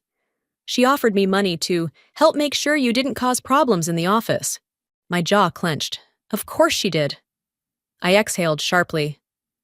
And? Did you take it? Cole scoffed. Number. But I did something else. He pulled his phone from his pocket, tapped the screen, and slid it across the table. A voice recording app was open. Play it, he said. I hesitated, but my fingers moved on their own, pressing the button. Then, Maddie's voice filled the small space between us. She just doesn't know when to quit, does she? I don't care what it takes. Just make sure she doesn't get that job. If she's out of options, she'll have to come back to me. And that's exactly where I want her. I gripped the phone tighter, my breath catching. She's pathetic, always trying to prove something. Just make her look bad enough, and she'll fold. She always does. The recording ended. I could hear my own pulse pounding in my ears. Cole watched me carefully. I wasn't going to say anything at first, but when I saw what she did online, I couldn't keep quiet. I swallowed down the rage bubbling in my throat. Maddie hadn't just tried to ruin me. She wanted to own me. She wanted me so beaten down, so desperate, that I had no choice but to come crawling back. She was terrified of me standing on my own. Cole cleared his throat. This is your chance, Emily. You can take this to Hartman and Associates, to social media. You can end this. I stared at the phone. This was it. The proof I needed. But using it meant destroying Maddie completely. I clenched my fists. Did I really want to do that? Would I be any better than her if I did? I took a shaky breath. Cole leaned in. If you want to take Maddie down, now's your chance. Emily stares at the recording. This is the final piece of the puzzle. The only question left, will she use it? I sat on Ryan's couch, staring at my phone screen as if it held all the answers. The recording played again, Maddie's voice dripping with malice. She just doesn't know when to quit, does she? If she's out of options, she'll have to come back to me. And that's exactly where I want her. I clenched my jaw, my fingers curling into my palm. The words felt like acid in my ears, burning away every ounce of doubt I had about Maddie's intentions. This wasn't just about sabotage. This was control. Ryan sat across from me, arms crossed. Emily, I don't get why this is even a question. You have proof. You could shut her down right now. I looked up at him, my thoughts tangled. And then what? She loses everything? Gets humiliated? Ryan exhaled, exasperated. After everything she's done to you, you're worried about her feelings? I shook my head. I don't know if this is about justice anymore. Ryan leaned forward. What do you mean? I rubbed my temples. Justice is about making things right, but if I post this, if I take this to Hartman and Associates, to the press, it won't just ruin Maddie. It'll destroy her. Ryan scoffed. She deserves it. I didn't answer, because part of me agreed, but another part of me wondered if I was just as bad as her. If, deep down, I wanted to see her fall, not because it was right, but because it would feel good. Ryan leaned back. So what? You're just gonna let her keep getting away with it? I opened my mouth to answer, but my phone buzzed. Mom. I hesitated. Then, before I could overthink it, I answered. Emily, she said, her voice softer than I expected. Can you meet us at the park? I frowned. Us. Your father and I, she clarified. Please, we need to talk. I glanced at Ryan, who raised an eyebrow. Why now? I asked. There was a pause, then a sigh. We know more than we let on, Mom admitted. There's something you need to hear. I stiffened. A chill crept down my spine. What do you mean? But she didn't answer. Just meet us, she said. Then she hung up. I stared at my phone, my stomach twisting. Ryan frowned. What was that? I swallowed hard. No, I steadied myself before looking up. They're hiding something. The park was quiet when I arrived. Golden sunlight filtered through the trees, casting dappled patterns on the pavement. A few kids played on the swings, their laughter distant and carefree. It was the kind of day that felt too peaceful for the conversation I was about to have. Mom and Dad sat on a bench near the pond. I took a slow breath, then approached. They looked up as I neared, their faces unreadable. Emily, Dad said, shifting as if he wasn't sure whether to stand or stay seated. I crossed my arms. What's this about? Mom sighed, her hands twisting in her lap. We haven't been honest with you. I narrowed my eyes. About what? Dad exhaled through his nose. then glanced at Mom before looking back at me. "We need to talk about Maddie," he said, "and what we should have told you a long time ago." I stiffened. The way he said it, his tone, the weight in his voice, sent a shiver down my spine. A deep, sinking feeling settled in my stomach. "What are you hiding?" I asked. Dad hesitated. Then he sighed. "There's something you need to hear." Emily's stomach twists. "What are they hiding?" I followed my parents into the dimly lit restaurant, the scent of grilled steak and warm bread filling the air. The atmosphere was deceptively calm, a stark contrast to the storm of emotions brewing inside me. They chose a quiet corner booth, away from the crowds. I slid into the seat across from them, arms crossed, waiting. Mom fidgeted with the edge of her napkin. Dad exhaled, rubbing his temple like this conversation had already exhausted him before it even began. "Just say it," I pressed, my patience razor thin. Dad glanced at Mom before meeting my gaze. "Maddie's been lying to everyone for years." I leaned back, my stomach tightening. "Yeah, I figured that part out already." Mom sighed. "Not just about the money, Emily." She hesitated. "About everything." I frowned. "What does that even mean?" Dad shifted uncomfortably. "We knew she had financial problems, but we never realized how bad it was. She's been borrowing money under false pretenses, maxing out credit cards, faking business ventures to make it look like she's successful." He looked down. "And we helped her." I blinked. "You helped her?" Mom flinched. "We thought we were protecting her. She always—" She hesitated, lowering her voice. "She always had a way of making things worse when she felt like she was losing control." I stared at them. "So you covered for her? You let her ruin my life because you were afraid of her?" Mom's eyes welled with tears, but I didn't care. All those years of feeling invisible. Every time they dismissed me, told me to let it go, told me Maddie just needed support. It was never about her needing help. It was about them being too afraid to let her fail. I clenched my fists under the table. "You let her destroy me to keep her comfortable?" Dad pinched the bridge of his nose. "It wasn't like that." "Yes," I shot back. "It was exactly like that." Mom opened her mouth, but before she could speak, Dad's phone buzzed. He frowned, glancing at the screen. Then his face drained of color. I narrowed my eyes. "What?" Without answering, he turned the phone toward me. The TV mounted on the restaurant wall flickered to life, and my stomach lurched. Maddie was on the news. She sat on a pristine white couch, her makeup flawless, her expression expertly composed. "I've tried so hard to support my sister," she said, voice trembling just enough to be believable. "But she's always had issues." I gritted my teeth. The anchor leaned forward, feigning concern. "What kind of issues, Maddie?" Maddie sighed, shaking her head like this was just so difficult for her. "She's struggled with jealousy," she said softly. "And I've tried to be patient, but it's gotten worse. She's been harassing me, making up these wild accusations, trying to ruin my career." I felt like I'd been punched in the gut. "She even tried to get me fired," Maddie continued. I don't know what to do anymore." The anchor turned back to the camera. "If anyone has experienced anything similar or has any information, please reach out." I barely heard the rest, because in that moment, I knew. Maddie wasn't just trying to manipulate me anymore. She was erasing me. Ryan's text popped up on my screen. "Did you see it?" She just declared war. I clenched my jaw. Yes. Yes.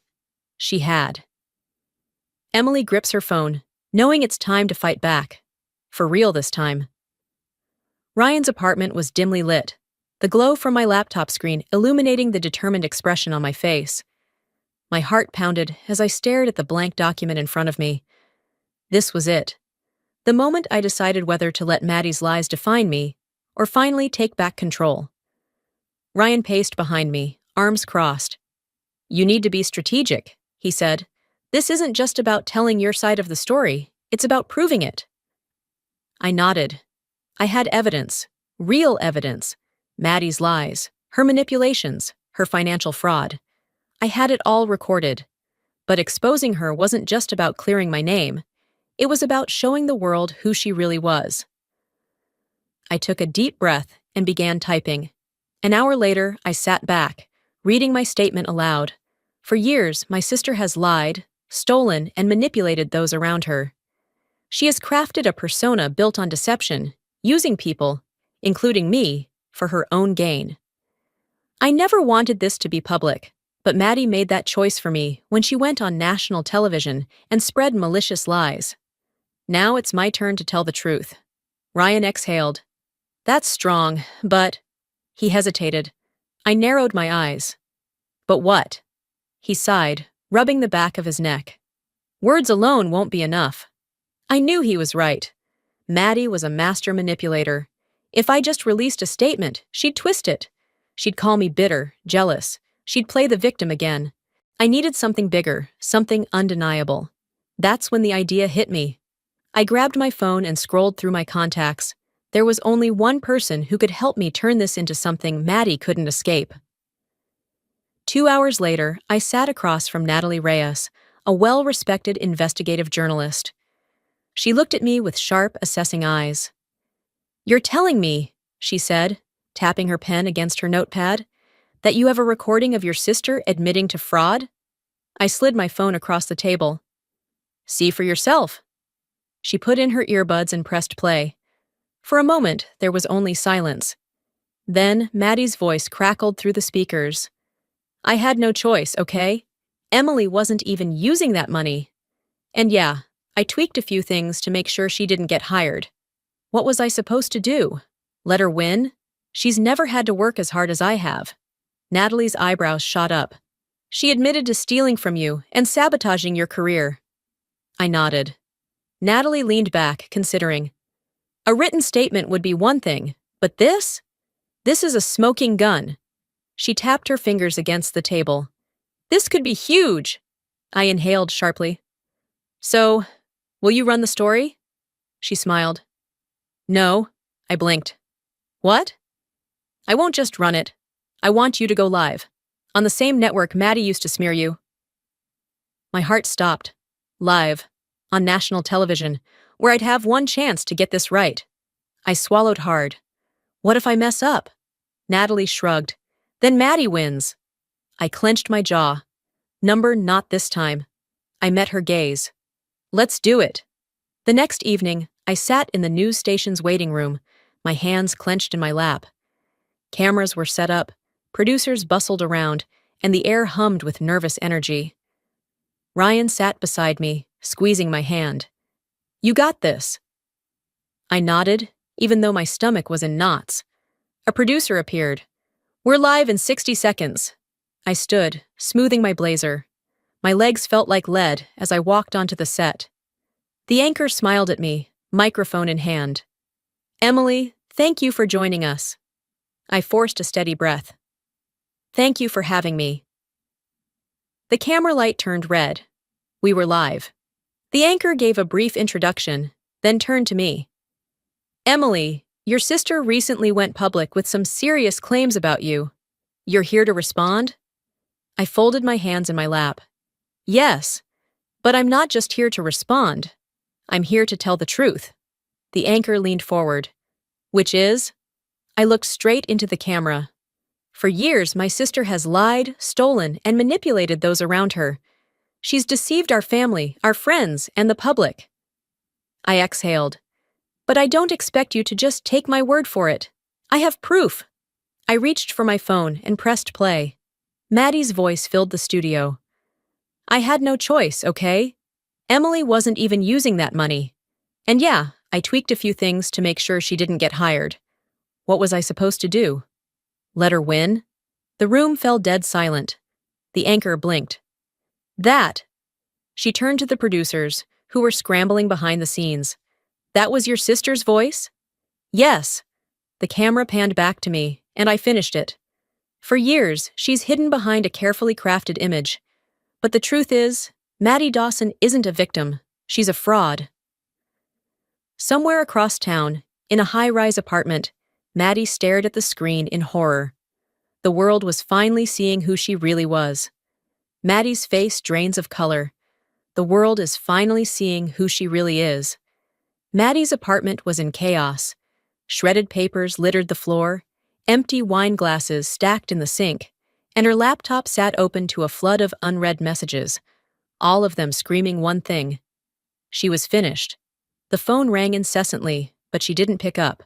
Sponsors, PR agents, former friends. Everyone wanted an explanation. Everyone wanted distance. The worst part? It wasn't just strangers turning their backs. It was everyone. Her carefully curated world was crumbling. I sat at Ryan's kitchen counter, staring at my own phone as messages poured in. Emily, I had no idea what you were dealing with. Stay strong.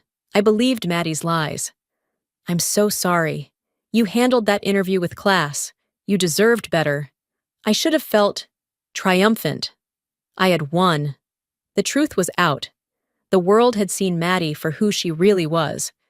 But as I scrolled through the messages, I didn't feel the victory I had expected. There was no rush of satisfaction, no wave of relief, just exhaustion.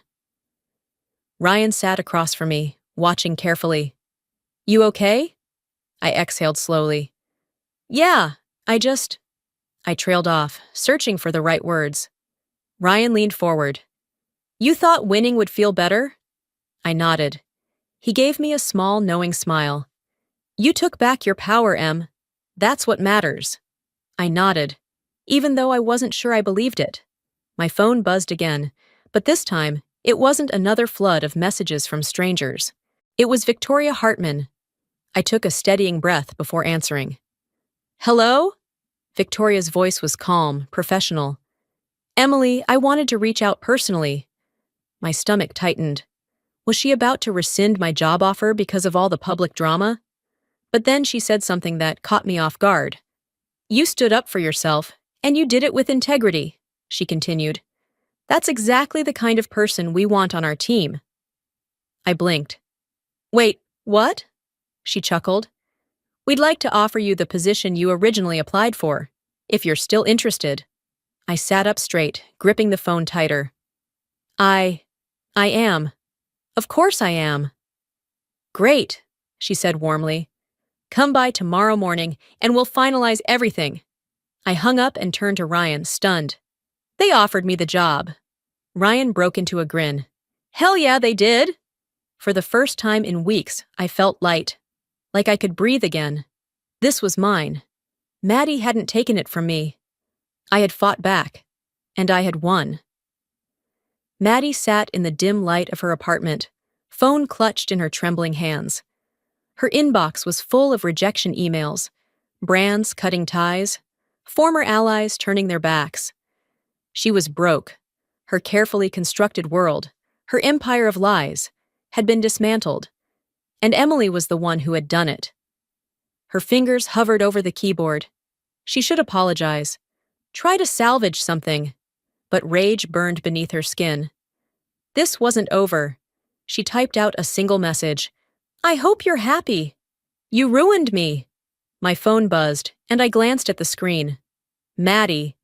I hesitated before opening the message. I hope you're happy. You ruined me. I inhaled sharply. Had I really won? Or had we both just lost? Emily stares at the message. Had she really won? Or had they both lost? I sat on the couch in Ryan's apartment, phone still in my hand, reading Maddie's message over and over. I hope you're happy. You ruined me. It was strange. I had spent so much time fighting back, proving myself, exposing Maddie for who she really was. I had imagined this moment 1,000 times, the moment she would finally face the consequences of everything she had done. But instead of triumph, all I felt was exhaustion. Ryan walked into the living room, glancing at me before setting his coffee down. You okay? I exhaled slowly, shaking my head. I don't know. He sat beside me, leaning forward. Emily. She did this to herself. You didn't ruin her. You just stopped letting her ruin you. I nodded, but the weight in my chest didn't lift. For the first time, I wasn't sure if I had been fighting to win or just fighting to survive. The sun was setting when I finally made my decision. I texted Maddie back. "Let's meet." She responded almost immediately. "Fine. The park. 1 hour." It wasn't an apology. It wasn't anger. It was just a final thread. I didn't tell Ryan where I was going. Some things I needed to do alone. The air was crisp when I arrived. The park was mostly empty, save for a few joggers and an old couple walking hand in hand. And then I saw her. Maddie sat on a bench near the fountain, arms crossed, looking nothing like the sister I used to know. Her hair was unstyled, her clothes weren't designer, and the usual confidence she carried like armor was gone. For the first time in my life, she looked small. She barely glanced at me as I sat down beside her. Neither of us spoke for a long time. Then, quietly, she said, "You won." I didn't answer. Maddie turned to look at me, her eyes searching for something. Anger, gloating, maybe even pity. "What was it all for, Emily?" she asked bitterly. I met her gaze, my voice steady. "For me," I said. "It was never about you, Maddie. It was about me." Her lips parted, but she didn't respond. Maybe for the first time, she actually listened. Maybe for the first time, she realized I wasn't the girl she could push around anymore. I stood up, looking at my sister one last time. Then, without another word, I walked away. And this time, I didn't look back. Emily walks away, leaving Maddie behind. She's finally free. The glass doors of Hartman and Associates loomed before me, polished to perfection, reflecting the morning sun. For the first time in a long time, I stepped forward without hesitation. Victoria met me in the lobby, her smile warm but professional. "Welcome aboard, Emily." I smiled back. "Thank you." The past few weeks had been a storm, a fight I never asked for, a battle I never thought I'd win. But standing here, felt like stepping into a world that was finally mine. The office smelled like fresh paper and coffee. The hum of keyboards and quiet conversations filled the air. I was here. I had made it. I shook hands with new colleagues, my heart steady. When Victoria introduced me to my team, I didn't shrink back, didn't question if I deserved this. I had earned it. Hours passed in a blur. Emails, introductions, assignments, a new world unfolding. By the time the clock hit 6, I packed my bag, stepping out into the cool evening air. And for the first time in forever, my future wasn't something to fear. It was something to embrace. Later that night, I met Ryan at our favorite cafe. He was already waiting, 2 cups of coffee in front of him. I slid into the seat across from him, exhaling as I wrapped my hands around the warm ceramic. "Well?" he asked, grinning. "How was the first day?" I smirked. "Not bad." Ryan leaned back. "You seem lighter." I took a sip of my coffee, nodding. "I think I am." He studied me for a second before speaking. "I've been thinking about leaving Austin." I blinked, surprised. "What?" "There's a job opportunity. It's a big move, but I don't know. Maybe it's time for a fresh start." A fresh start. The words lingered. For so long, I thought I needed to win, to prove something, to beat Maddie. But maybe what I really needed was to let go. Ryan watched me, waiting. I swirled my coffee, smiling softly. "Maybe," I said, "for the first time in a long time, I don't feel stuck anymore." Life doesn't always hand you fairness. Sometimes you have to fight for it. I've learned that strength isn't about winning every battle. It's about standing tall, even when everything is trying to push you down. Letting go of the past doesn't mean forgetting. It means choosing yourself over the weight of what's behind you. And in the end, that's where real freedom begins. If this message resonates with you, subscribe and join me on this journey of resilience, growth, and self-worth.